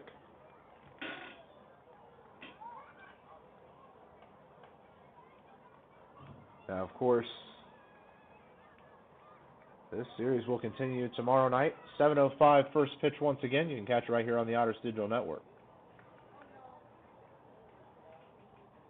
The 1-1 to Peyton Robertson is lifted foul off towards the parking lot. We do have a final tonight. The New York Boulders have picked up an impressive win on the road at the Ottawa Titans, 3-2. Boulders are coming for one of those playoff spots. I tell you what, they have been surging as of late. Also, final, Tri-City falls at Quebec 3-1 in favor of the Capitals. Of course, Empire State and New Jersey postponed. And the Florence Yalls are down to their last out, down 6-3 in the bottom of the ninth against the Washington Wild Things. 1-2 is good for a called strike three, and it's a very important German-American bank strikeout for Brett Adcock. It's his seventh of the day. And the most important thing is neither runner will advance, and now the double play could end the inning. Trois-Rivières was up 4-2 at Sussex County. They have now postponed the remainder of that game.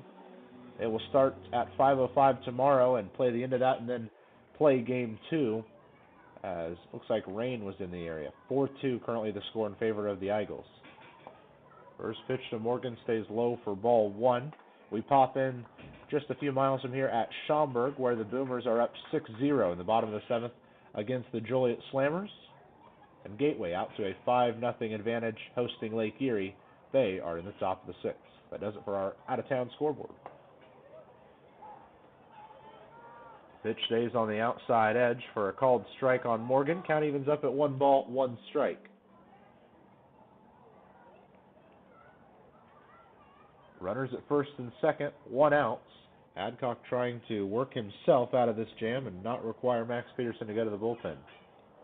The 1-1 stays low again on the outside edge.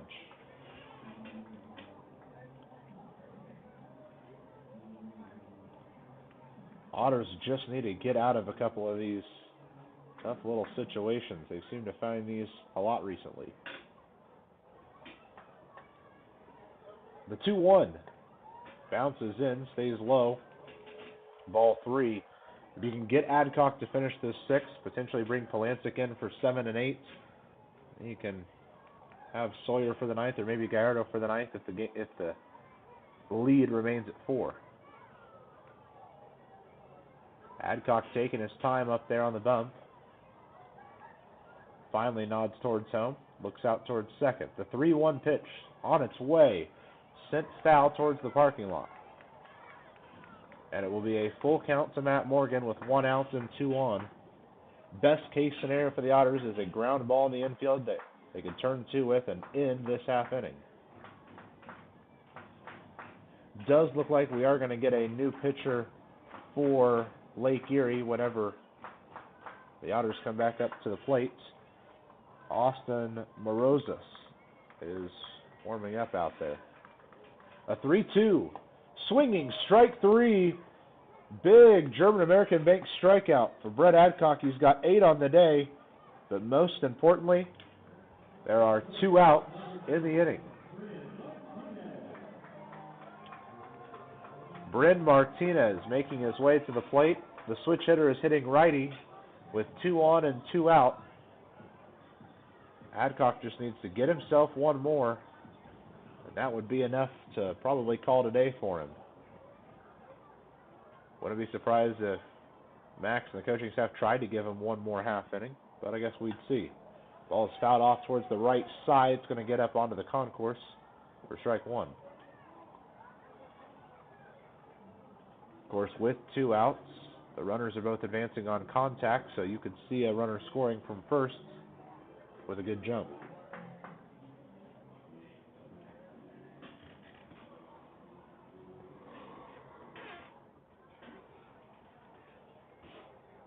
Oh, 1 the count for Bryn Martinez. There's runners at first and second, 2 outs.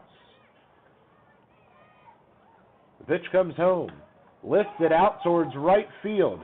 McNamee chased towards it at the warning track, and he brings it in for out number 3. Evansville just gives up 1 run. We head to the 7th inning. Otters lead by 4.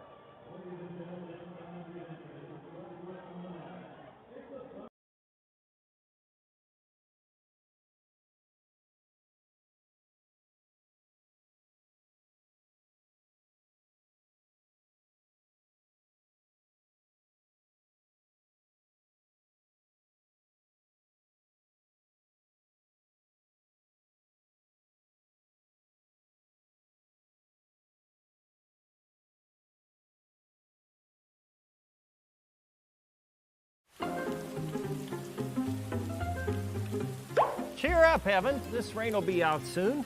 You should download the 14 First Alert app and see for yourself. You can see what's coming up to 7 days in advance, or you can break it down hour by hour.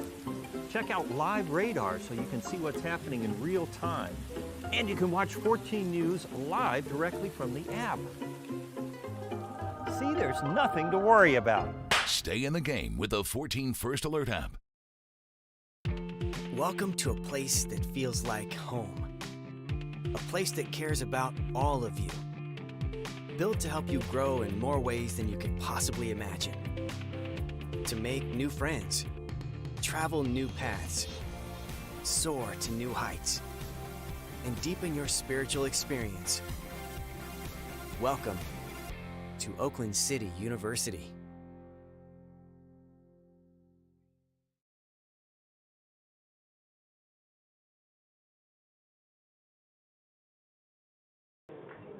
We go to the top of the 7th inning, and we have a new pitcher on the mound for Windy City. It will be Austin Morozes, who is a first-year pro out of the University of Missouri, hails from Plainfield, Illinois, stands 6'8", up there on the bump, by far the tallest pitcher on this Windy City squad. This call to the bullpen is presented by our friends at Business Communication Solutions. Contact BCS for all your business solution needs. Morozes on the mound, and Morgan behind the plate. That pitcher catcher battery is sponsored by The Answer Auto Repair East. Find all your battery needs at The Answer Auto Repair East, located at 2319 North Green River Road, or give them a call at 812-475-9000.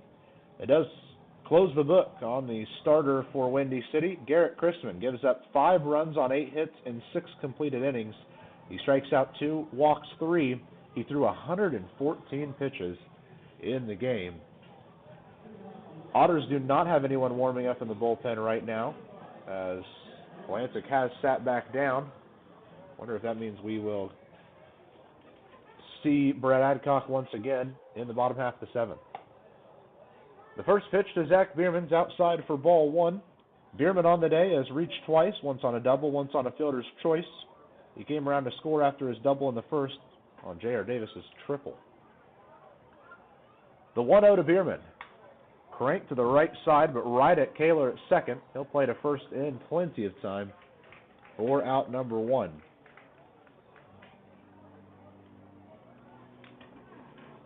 Did want to remind you that Evansville Otters baseball on the Otters Digital Network is brought to you by Old National Bank. Your bank for Evansville, your bank for life.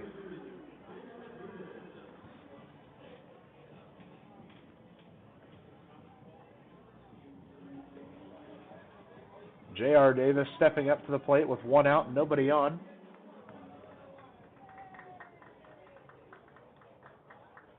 The first pitch to Davis.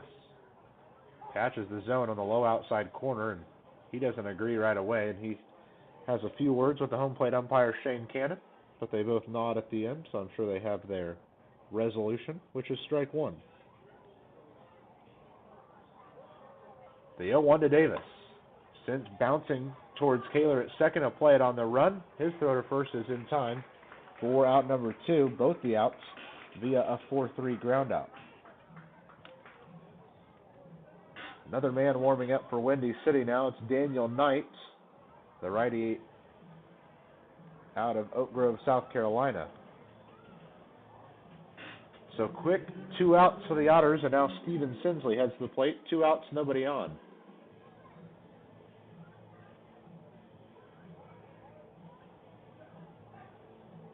Don't forget that these two squads play 2 more times. 7:05 first pitch, both nights. You can catch them both here on the Otters Digital Network. And I'll have all 3 broadcasts for you, live from Ozinga Field in Crestwood, Illinois. 0-1 the count towards Steven Sinsley. Kicking and dealing is Morozes. It's sent out towards left center. Long run for Robinson towards the wall, and it is gone. Past the 375 sign out there, and Steven Sinsley sends one into the night sky, and Evansville's lead hits 5 once again. The second solo home run of the night. This one belongs to Steven Sinsley. And the one to get the solo home run earlier at the plate now, Elijah McNamee. Otters doing well to keep the foot on the gas, keep the score running upwards, so that if the Bolts are able to start scoring runs back at them, they've got that buffer between them. Make it 13 home runs for Steven Sinsley.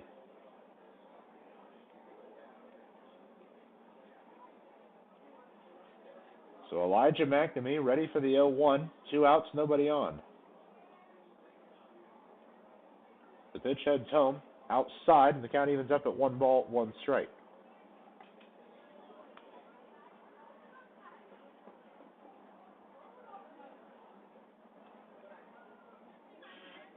McNamee taking his time, stepping back into the box. He's got a 5-run lead.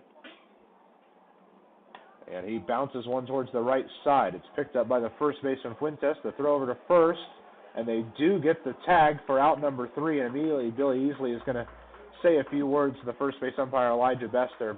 He disagrees. McNamee disagrees. And now here comes Andy McCauley running across. He disagrees as well. It didn't really look like Morozos ever planted his foot on the base because he missed it a couple of times. And now Easley, McNamee, and McCauley are all stating their case. Easley and McNamee walk away, but McCauley will get a few final words in. Adcock's already taken the field, and he's ready to go with the bottom of the 7th. They're standing and stretching here in Crestwood. I suggest you do the same as the bottom of the 7th comes at you next on the Otters Digital Network. Listen up, Evansville Otter fans. Right now, about 100,000 people nationwide are waiting for a life-saving transplant. That's enough people to fill Bosse Field 19 times. And by the time this game ends, 15 people will be added to the national transplant waiting list. Did you also know that if your favorite player injures his ACL, a tissue transplant could provide a complete recovery and put him back in the game? Join the team, be a hero, save a life. Sign up to be an organ donor at donatelifeindiana.org.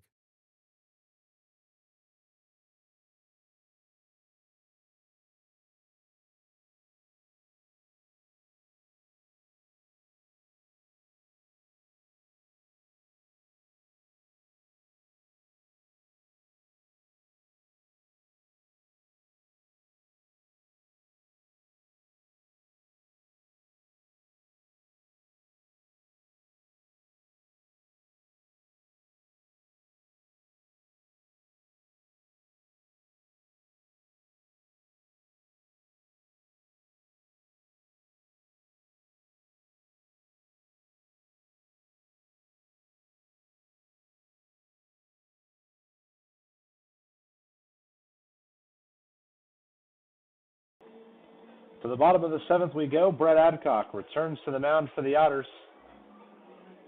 He has been very good in this game so far. Has had a couple of innings where he's had a couple of hiccups, but both he and the Otters defense around him have done well to keep things going. Brian Fuentes starts off with a 1-0 count. Make it 2-0 after the inside pitch.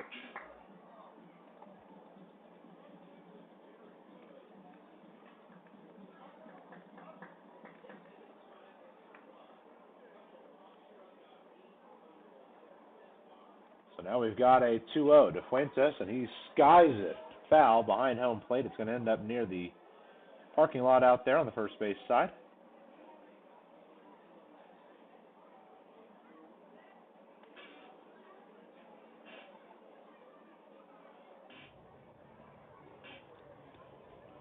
Little time taken before the next pitch. And finally, the 2-1 stays high and outside. Otters expanded their lead yet again, their last time up, with a solo home run from Steven Sinsley. Another pitch catches the high outside corner. It's a full count now for Brian Fuentes. The 3-2. Skied foul again. It will end up out of play again. And Adcock will live to see Another pitch home towards Ryan Fuentes.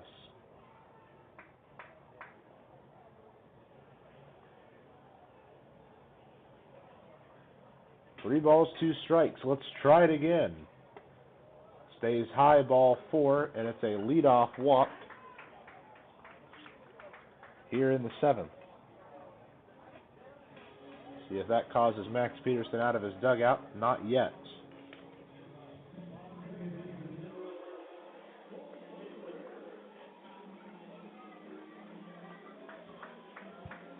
Here in the 7th, the way that this team probably wanted to start.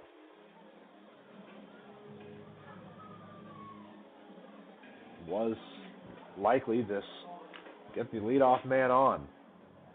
Otters don't have anyone warming right now. The first pitch to Cole Kaler, taken for a called strike. Good way to kick that one off.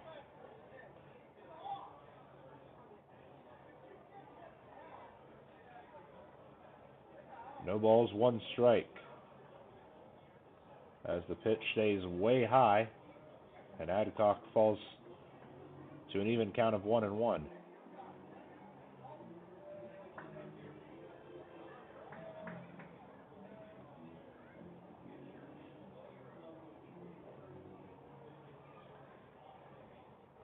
The 1-1 is fouled off of the foot of Kaler, and he falls back in the count 1-2.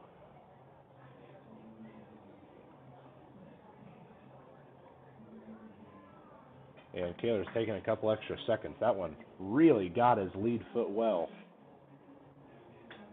And certainly not in a good way either. He's going to take a couple extra seconds to regroup as he walks around behind home.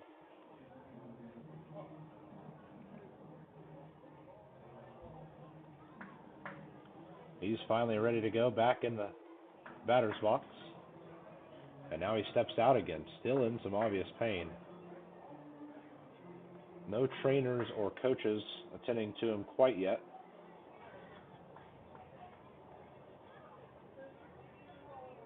And now he steps back in, ready to go.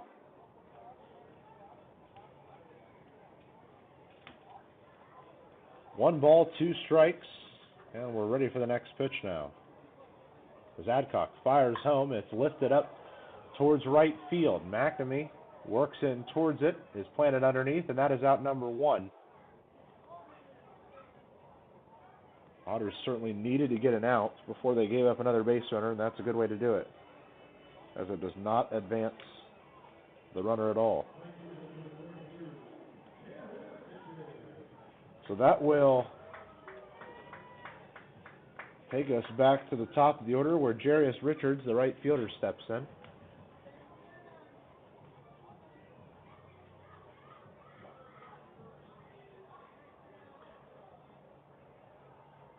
The first pitch to Jarius Richards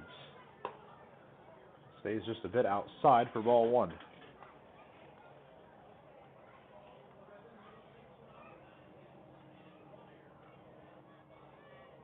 .64 now in Crestwood, Illinois. As the 1-0.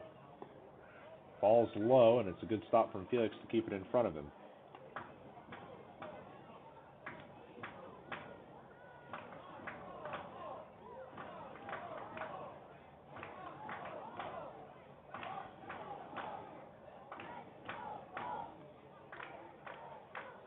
A 2-0 headed home, and it's sent out towards right field. A long run for McNamee, and it's going to fall in between everyone out there.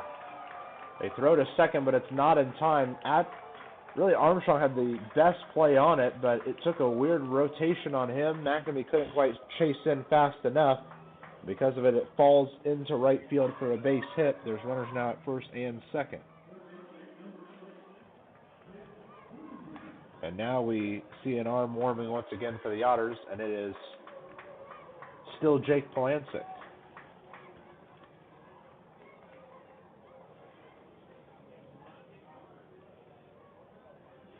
Potentially a good thing for Max Peterson is if he decided to go out and have a chat with his pitcher, there's quite a bit of room between these dugouts and even the first and third base lines, so it would take him a while. And if he decided to make it an extra slow trip up and back, he could buy his pitcher out in the bullpen extra time if need be. First pitch home to Jake Boone. Falls in for a called strike.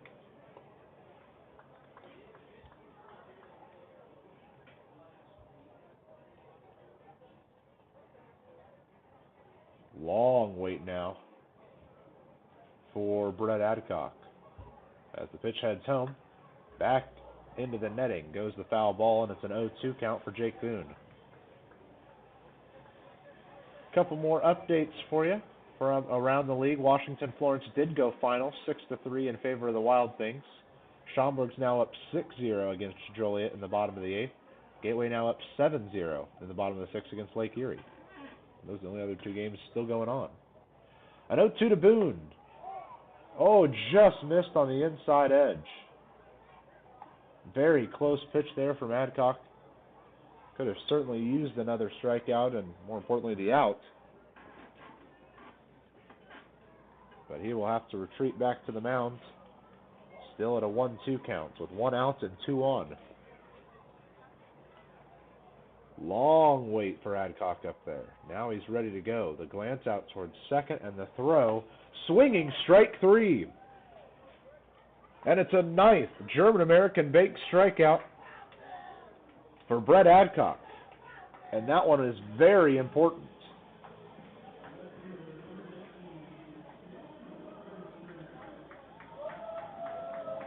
So that'll bring up Dan Robertson with 2 on and 2 outs. Robinson in the game is currently sitting at a 1-for-3 mark, a strikeout, a flyout, and a single to his name.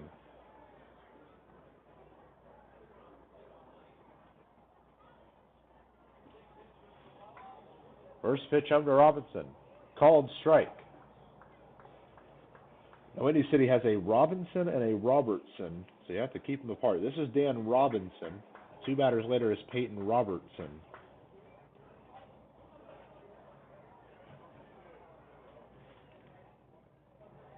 The 0-1 to Robinson with 2 out and 2 on.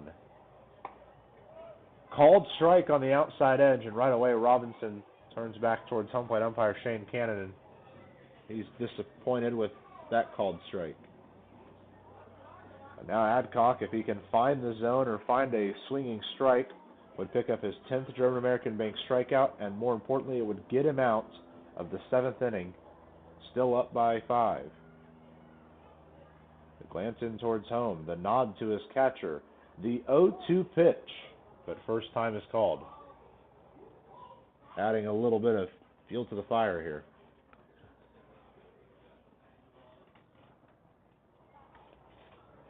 No balls, 2 strikes to Dan Robinson. There's 2 outs and 2 on. Big opportunity for Adcock to get himself out of this inning. Nods towards Felix. The 0-2. And it's just fouled off towards the left side on a check swing from Robinson. Just trying to protect the plate. Didn't look like he wanted to swing at it, but he was already halfway around, so just went ahead.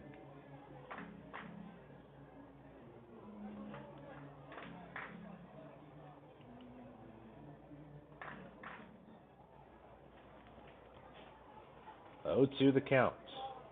2 on, 2 outs, and really choking up on the bat is Robinson. Pitch comes home. Misses on the outside edge. Smart for Adcock to attack that outside edge, especially if Robinson's going to choke up on the bat to try to get it around a little quicker. That extra inch and a half that he's giving up at the end of his bat might be that extra inch and a half on the outside edge you can get him to chase and miss because the bat's a little shorter. 1-2, outside again, and once again Robinson lays off, and the count hits 2-2 with 2 outs and 2 on.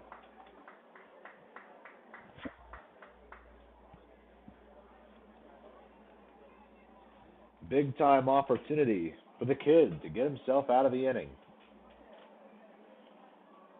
Still looking in towards his catcher Felix. Has the sign. A 2-2. Again, a check swing from Robinson, and the count goes to full. And Adcock is going to have to put something near the plate.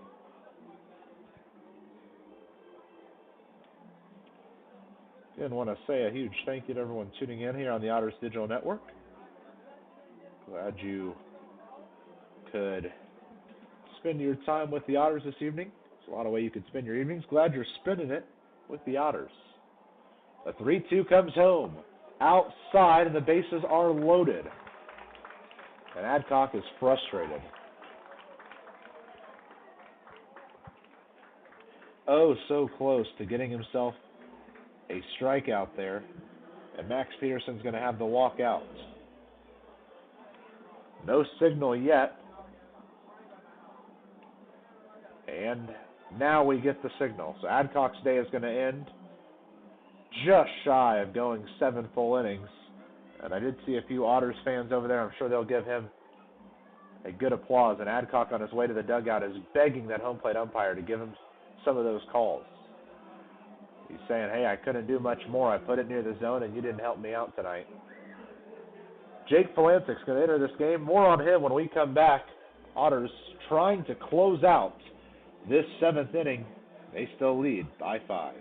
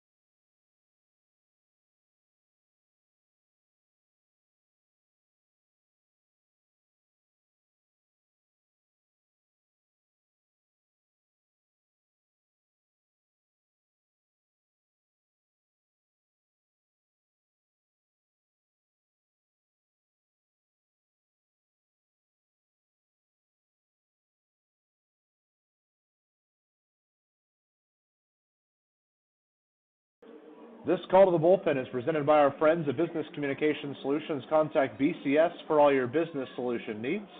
Falancic on the mound, Felix behind the plate. That pitcher catcher battery is sponsored by the Answer Auto Repair East. Find all your battery needs at the Answer Auto Repair East, located at 2319 North Green River Road, or you can give them a call at 812-475-9000.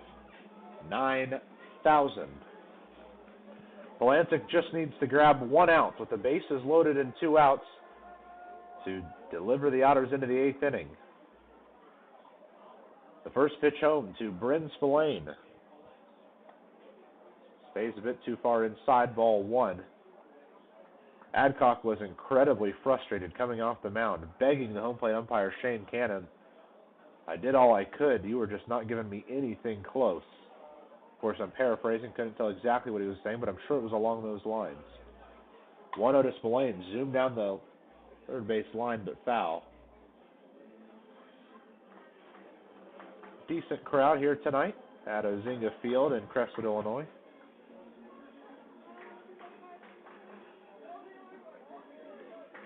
A lot of work still to be done for Windy City if they want to make a push towards the playoffs.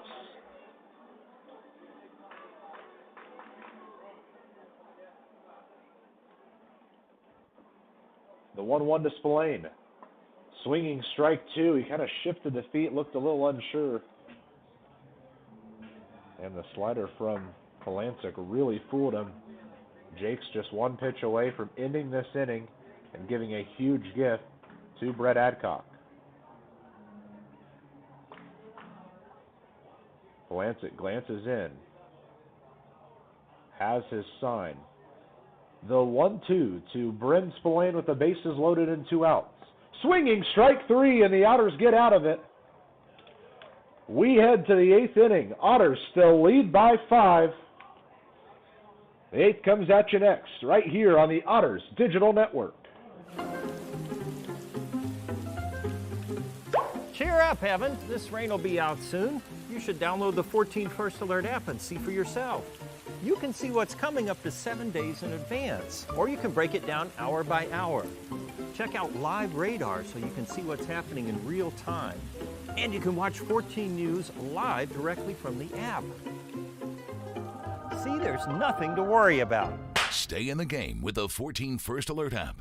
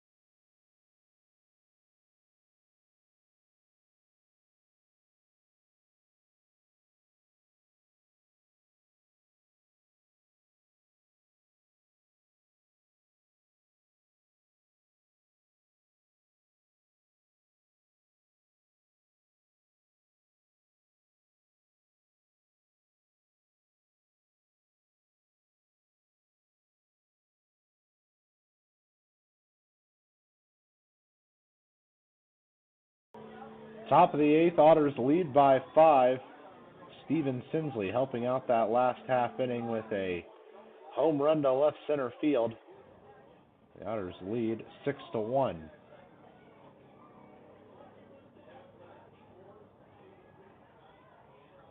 First pitch to Miles Gordon is high and inside for ball 1. We did have a call to the bullpen as Daniel Kite has been called upon by Windy City. A 1-0 towards Gordon. Put down the left field line, but foul. Daniel Kite on the mound. Behind the plate is Matt Morgan. That pitcher-catcher battery is sponsored by the Answer Auto Repair East. Find all your battery needs at the Answer Auto Repair East, located at 2319 North Green River Road. Give them a call at 812-475-9000. Call to the Bullpens presented by our friends at Business Communication Solutions. Contact BCS for all your business solution needs. The 1-1 to Miles Gordon. Well outside for ball 2. Kite is a sidearm pitcher, submarine pitcher, however you'd like to call it. The release point is very strange on that outside edge. Can fool a lot of these lefties on the righty-lefty matchups.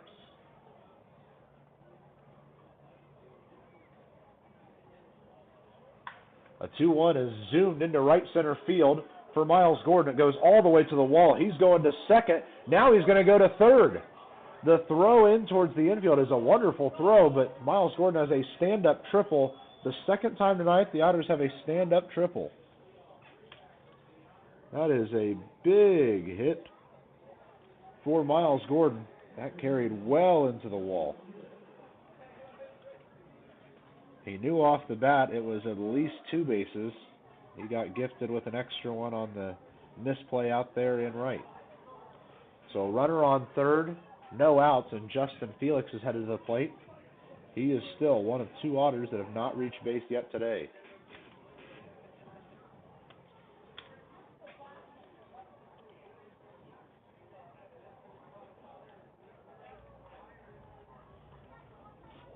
First pitch to Justin Felix on the way now. high outside, ball one. He's had a tough time tonight staying out of strikeout trouble. He's got 2 of them so far, and a lot of his counts have just worked up quickly in the strikes.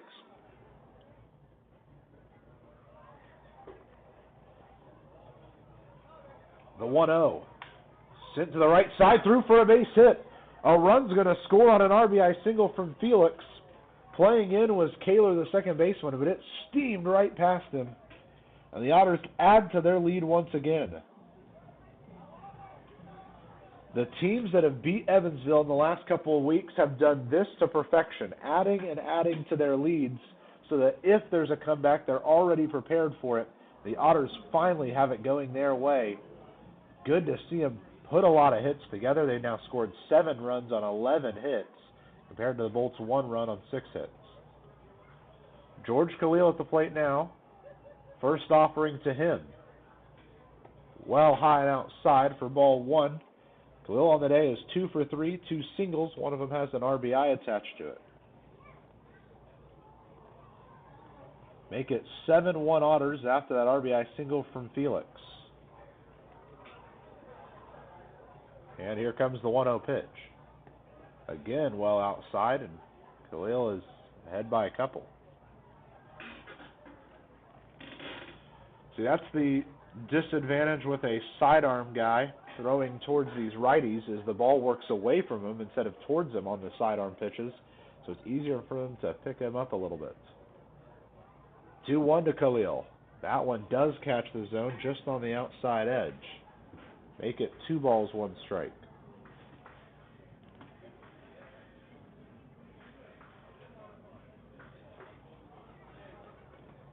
Felix on first, Khalil at the plate. The 2-1 pitch headed his way.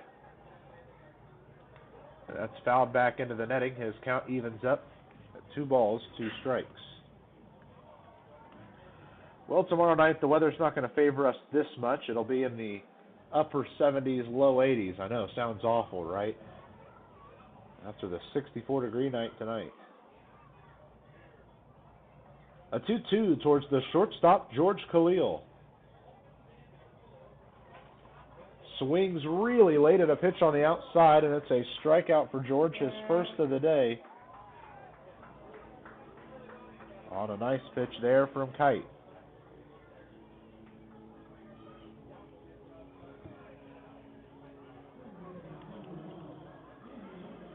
So that will bring up Andy Armstrong, who is the last Otter not to reach base today. Boy, would it be nice to complete the full 9 sweep with a big base hit here. First pitch home, stays on the inside edge for ball 1.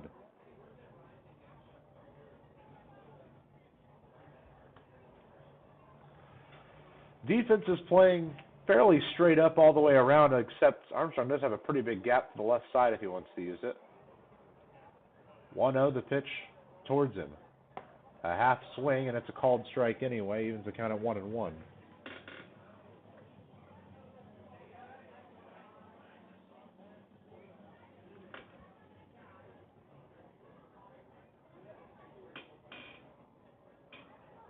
One ball, 1 strike for the second baseman, Andy Armstrong.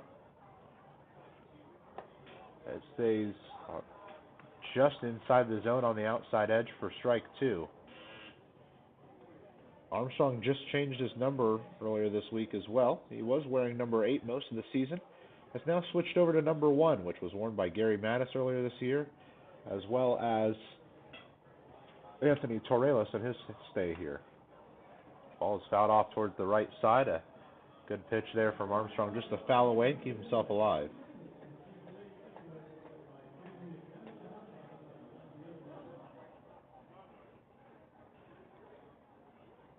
So time is taken as we reset.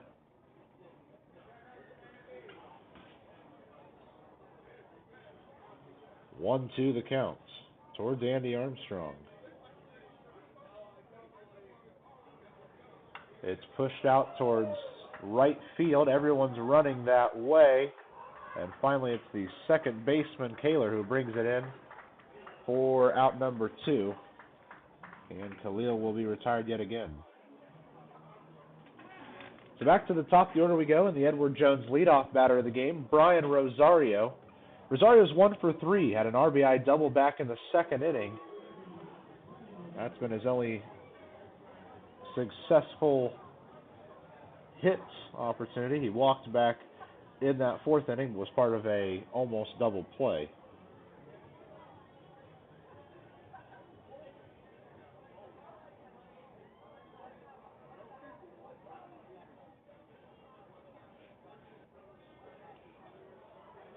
First pitch to Rosario. Catches the zone at the knees for strike one. Rosario's a switch hitter, and he's opting to bat lefty against the right-handed thrower Daniel Kite.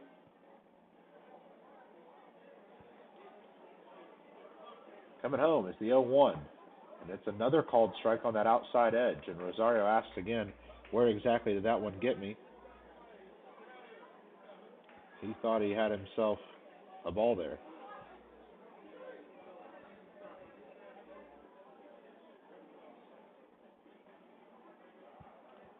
Long wait for Daniel Kite up on the bump. He's leaning way over looking in, and he's going to step off and reset.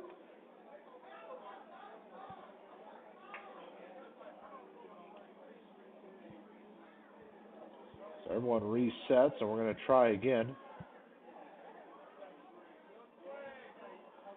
The 0-2 to Brian Rosario. Works a bit too far inside for ball one, and the inning will continue at least one more pitch.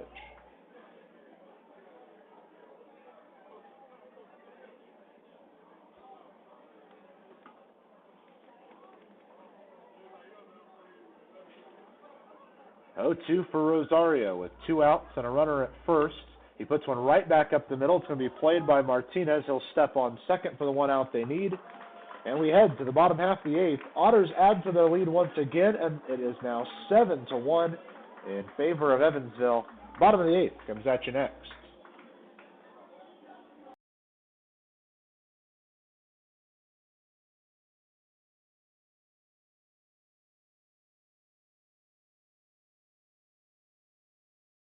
Listen up, Evansville Otter fans.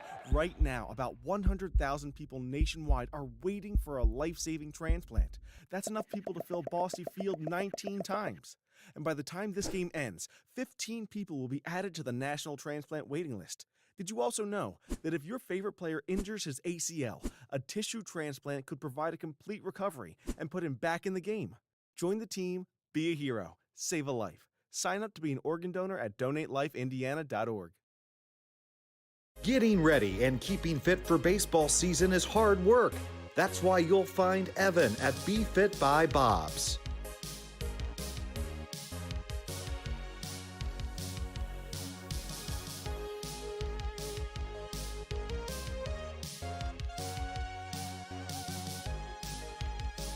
Getting fit, healthy, and well. Be like Evan.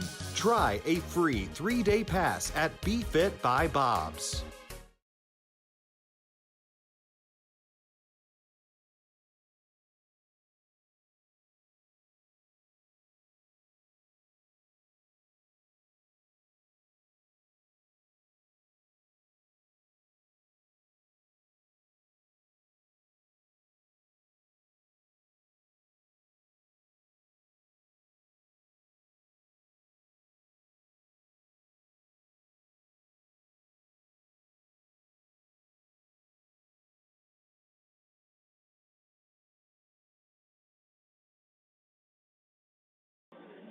And as we continue this beautiful night for baseball here in Crestwood, Illinois at Ozinga Field, Otters are holding on to a 7-1 lead. Jake Plantic is going to return to the bump for Evansville, and they will face Peyton Robertson, Matt Morgan, and Bryn Martinez here in the half inning.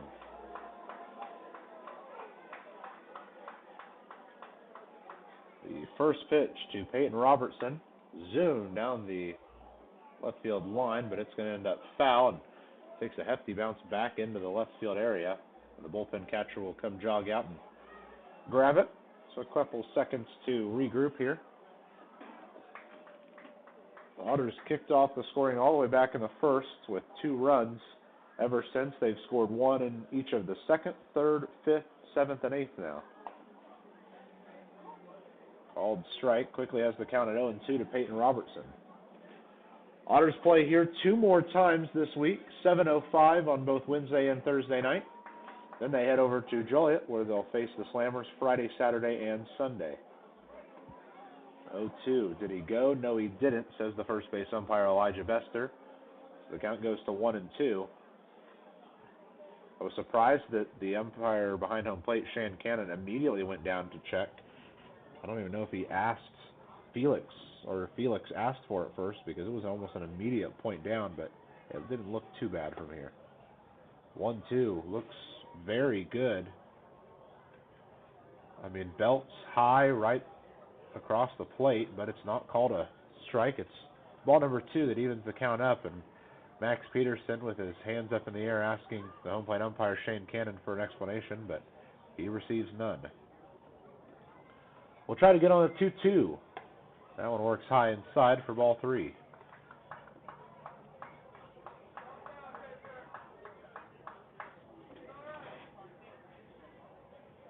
Just 2 other games going on right now in the Frontier League, as everything else has either come to a close or is postponed till tomorrow. And as I say that, they go final in Schaumburg, 6-0 in favor of the Boomers. And in the top of the 8th, Gateway's holding on to a 7-0 lead against Lake Erie. It is a walk to Peyton Robertson to kick off this 8th inning for the Thunderbolts. It'll bring up Matt Morgan, who's 0 for 3, 2 strikeouts to his name so far in this one.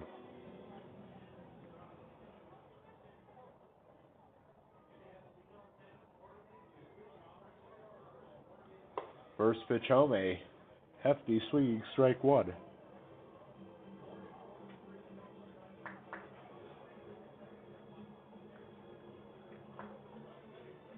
Good to have so many people joining us here on the Otters Digital Network. I'm Matthew Will.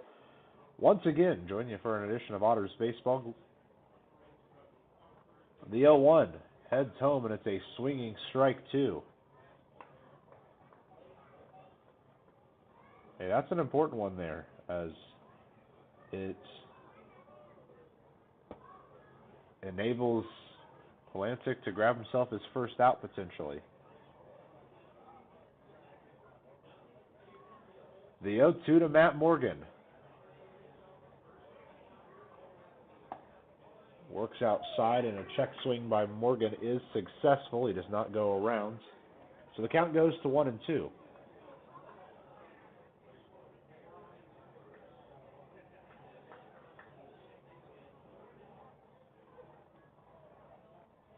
Long wait here before the 1-2 to Matt Morgan. Now Polancic fires home. There goes the runner towards second. The throw out by Felix is accurate, but it just cannot beat Peyton Robertson, who is so quick. That is a wonderful stolen base, and it takes the double play out of contention now. By the way, we can close the book on Brett Adcock for the evening. He finishes allowing 1 run on 6 hits and 6 2/3. He struck out 9, walked just 4. He threw 114 pitches. The 2-2 zoomed out towards left, but well foul. My goodness, that was a moonshot, but it was nowhere near the foul post. It was well foul, but he really got a hold of it.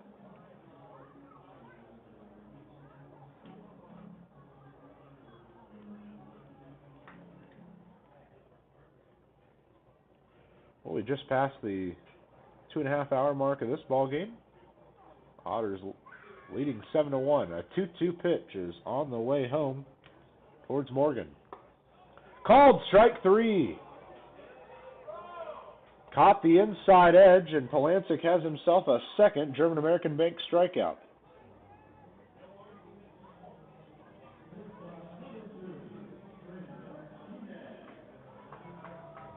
So Bryn Martinez, another very, very quick base runner makes his way to the plate. The shortstop is 1 for 2, a single back in the third, and a flyout in the sixth. He bookended it with a walk in the fifth, where he advanced to second on that error from Felix.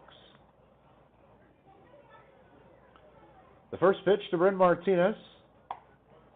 Misses on the outside edge, ball 1.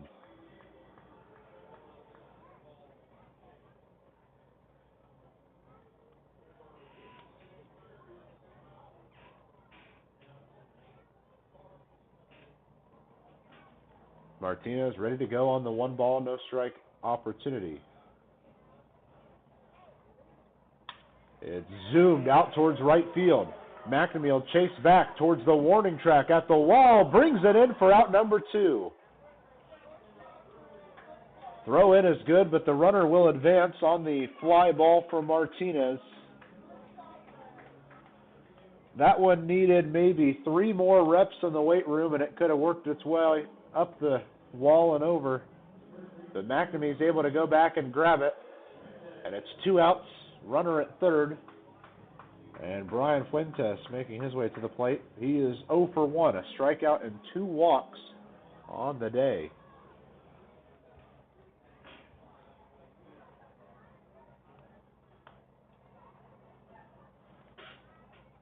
The first pitch home, catches the zone on the outside edge for strike 1. There is some frustration among the Windy City faithful now. Unhappy with the strike zone. As a 0-1 fires home, almost in the same place, if not closer to the zone. That one's left alone for ball 1. So the count evens up at 1 ball, 1 strike.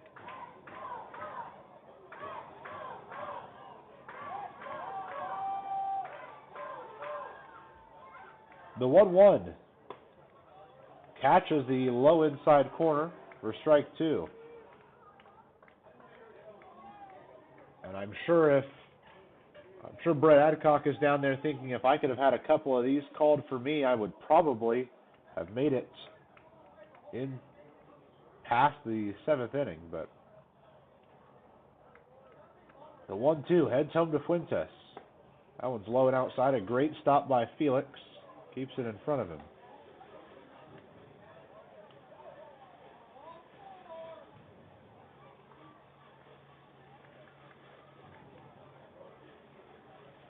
So we wait on the 2-2 pitch from Jake Polancic. There is a man warming up for Windy City down there in the bullpen. Looks like it's Dazen Cole. As a 2-2 is sent off the end of the bat, foul down the right side. It's going to be well out of play. Dazen Cole, formerly of the Missoula Paddleheads, is a right-handed pitcher. Stands just 5'9". He's warming up right now out there in the left field pen. The 2-2, Jake Polancic kicks and delivers home. Off the inside of the bat out towards center. Long run for Gordon, and he'll bring it in for out number 3. The Otters once again force a runner at third to be stranded there. And with it, we head to the 9th inning. Evansville leads 7-1. The 9th comes at you next, right here on the Otters Digital Network.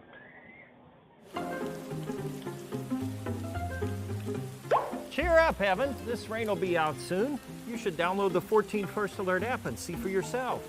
You can see what's coming up to 7 days in advance, or you can break it down hour by hour. Check out live radar so you can see what's happening in real time. And you can watch 14 News live directly from the app. See, there's nothing to worry about. Stay in the game with the 14 First Alert app.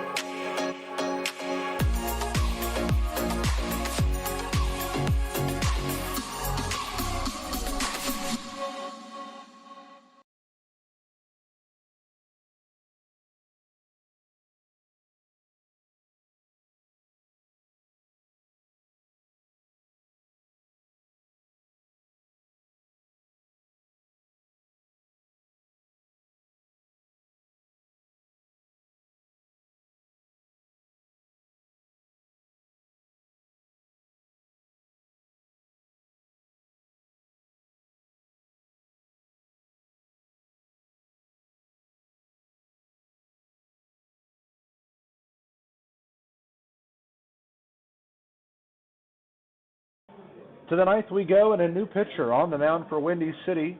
The righty, Dazen Cole, will get the nod out of the bullpen. The call to the bullpen is presented by our friends at Business Communication Solutions. Contact BCS for all your business solution needs.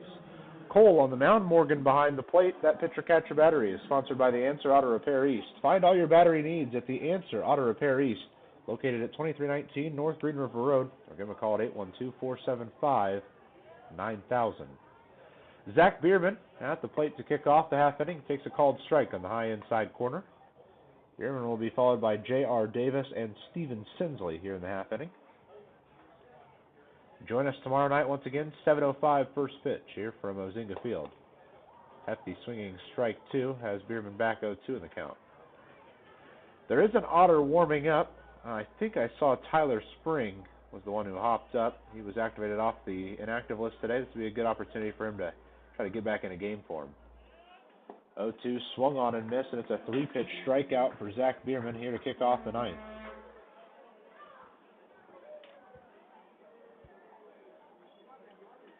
So with 1 out and nobody on, J.R. Davis making his way to the plate. Davis has just 1 hit in the game, but it was the RBI triple back in the first.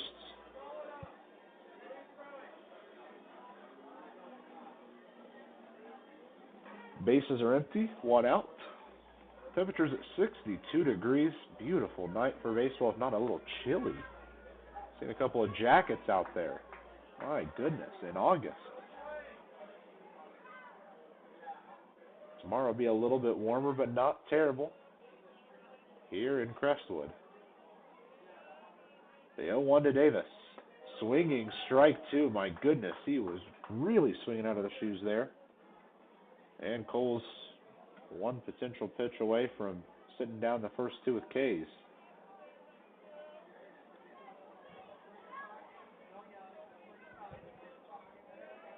The 0-2 to Davis. Swinging strike 3. 6 pitches, 6 strikes. And the Otters have gone down 1-2 via the K here in the ninth inning. So Steven Sinsley will make his way to the plate. Has 2 RBIs, one of which is the game-winning RBI, at least right now.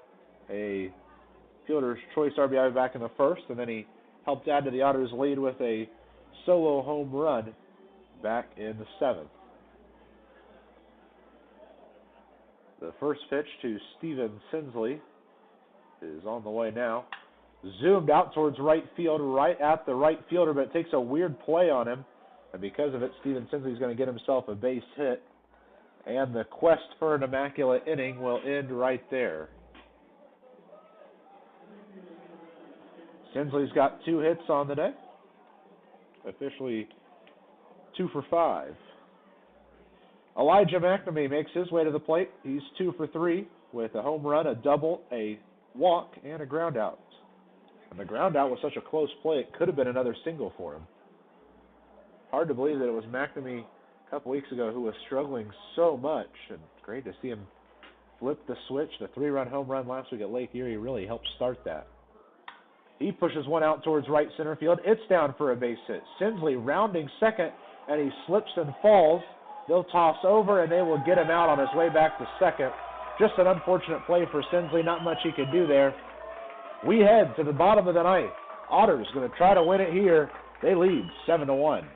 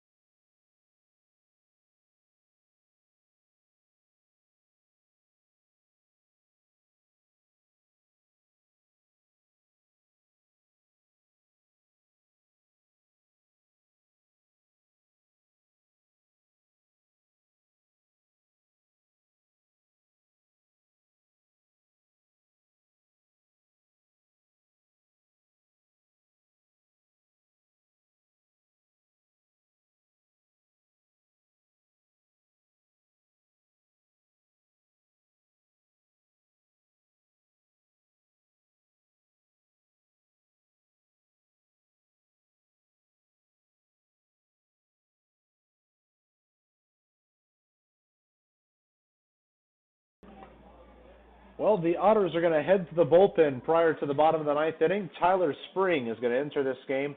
He's been on the inactive list for a little while, and he was activated this morning. So this is an opportunity for him to not just help close out this Otters win, but also, a good tune-up opportunity. If he does happen to give up a run or two, it's not like the game is hinging on a 2 or 3 run lead, so it's an opportunity for him to get some game experience here, just to re-get the body ready to go. This call to the bullpen is presented by our friends at Business Communication Solutions. Contact BCS for all your business solution needs.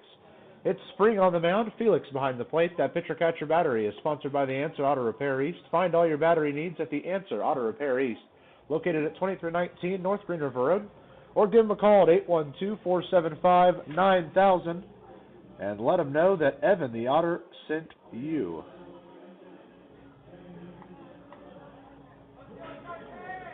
So Spring is ready up on the bump as his first opponent makes his way to the plate. Cole Kaler, the 9-hole hitter, is 0 for 2. A sacrificed bunt, a fly out to center, and a fly out to right.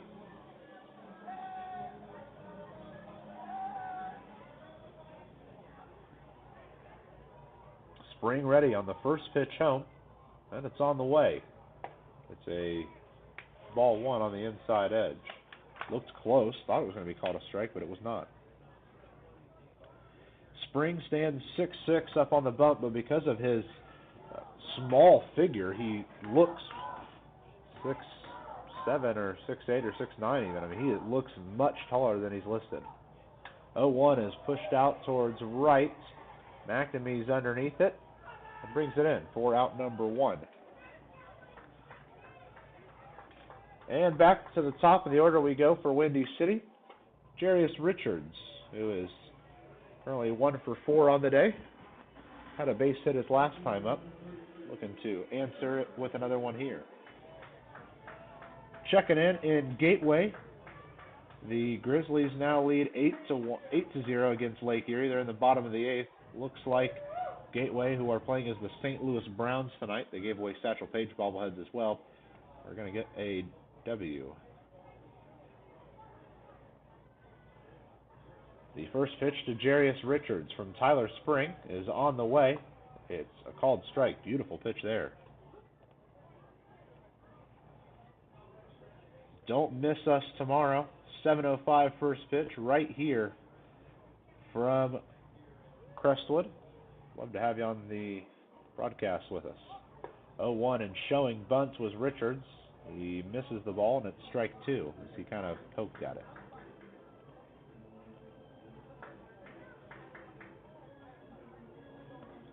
Evansville carrying a 7-1 lead into the ninth.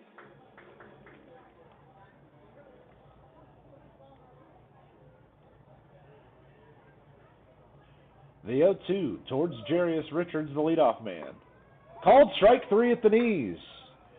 And it's a German-American bank strikeout for Tyler Spring. Got him looking.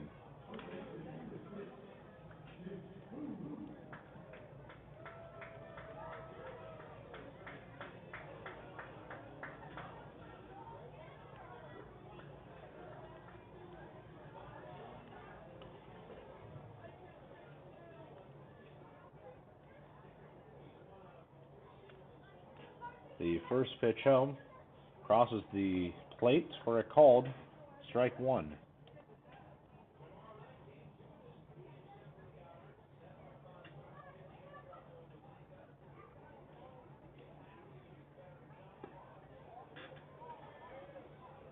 It is a called strike that kicks things off for Boone, who's representing the last outs for Windy City, and then a ball evens the count at 1-1.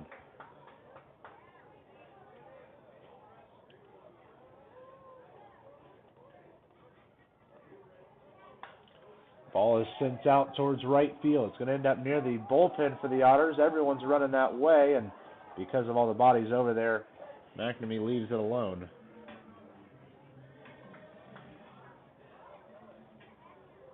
So they'll have to wait at least one more pitch to try to end this one.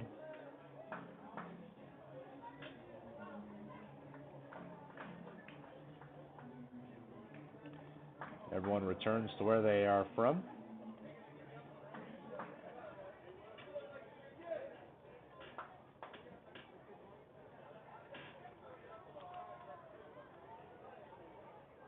The 1-2 is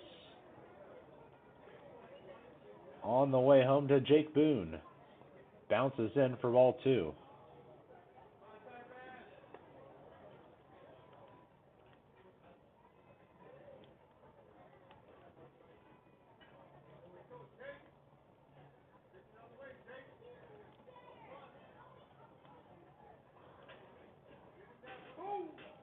The 2-2 pushed out towards center. Gordon goes back towards the warning track, plants his feet, and there's out number 3. Otters get themselves a huge win to start off this road trip. Tyler Spring looks good coming out of an active list out of the bullpen, and the Otters not just win this one, but they win it with authority. And I don't mean that they won it by a big margin on the scoreboard. I mean that they scored some runs, then they added to it, then they added to it, then they found some adversity, and they bounced back and added runs to their total. They just kept finding ways to put themselves at 1 or 2 arms lengths away, so that even if they had an issue with a pitcher at any point in this game, they had breathing room.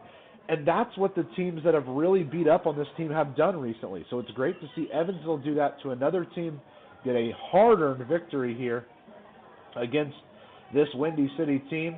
They, worked hard in at-bats. They manufactured offense. They put some hits together. They win this one 7-1. And, I doubt that there's going to be anyone in that handshake line right now that is not feeling like they had a part to play in this game, as it felt like everyone found a way to incorporate themselves into this game. Everyone reached base except Andy Armstrong. But I say that, and he bunted a man over in the second inning who had ended up scoring. So he still had a meaningful impact in this game. He played solid out there at second base as well. So everything considered, it was a nice game for him. Brett Adcock's going to get the win. He gave up 1 run on 6 hits in 6 2/3 innings. The loss will go to Garrett Christman. He allows 5 runs on 8 hits in 6 full innings. Though he doesn't get a save, Tyler Spring looked exceptional in his first game since coming off the inactive list. He faced the minimum batters he needed to, struck out 1 as well. It was a nice strikeout too. And the Otters, all things considered, get a nice win to start off this 6-game road trip here near Chicago. Want to give you one last look through the Frontier League scoreboard. New York defeats Ottawa 3-2. Washington defeats Florence 6-3. Quebec defeats Tri-City 3-1. Empire State and New Jersey are postponed due to rain. Also postponed in the middle of the game was Trois-Rivières at Sussex County, currently a 4-2 lead for Trois-Rivières. They'll resume that game tomorrow. Joliet falls 6-0 at Schaumburg, and the final game of the night that will finish up after we go off, Gateway leading 8-0 against Lake Erie. They're in the bottom of the 8th inning. Evansville gets a 7-1 win here at Windy City, here at Ozinga Field in Crestwood, Illinois.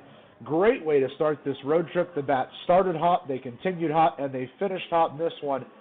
3 really good pitching performances as well from Evansville, and they will take a win to start this thing off. I will talk to you tomorrow night just before 7 o'clock as these two squads do battle once again, and the Otters try to win this series right away on Game 2. You can catch the game right here on the Otters Digital Network for free as always.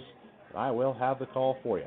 For all of us here at the Evansville Otters, I am Matthew Will saying so long from Ozinga Field in Crestwood, Illinois. I'll talk to you tomorrow night as Windy City and Evansville do battle once again.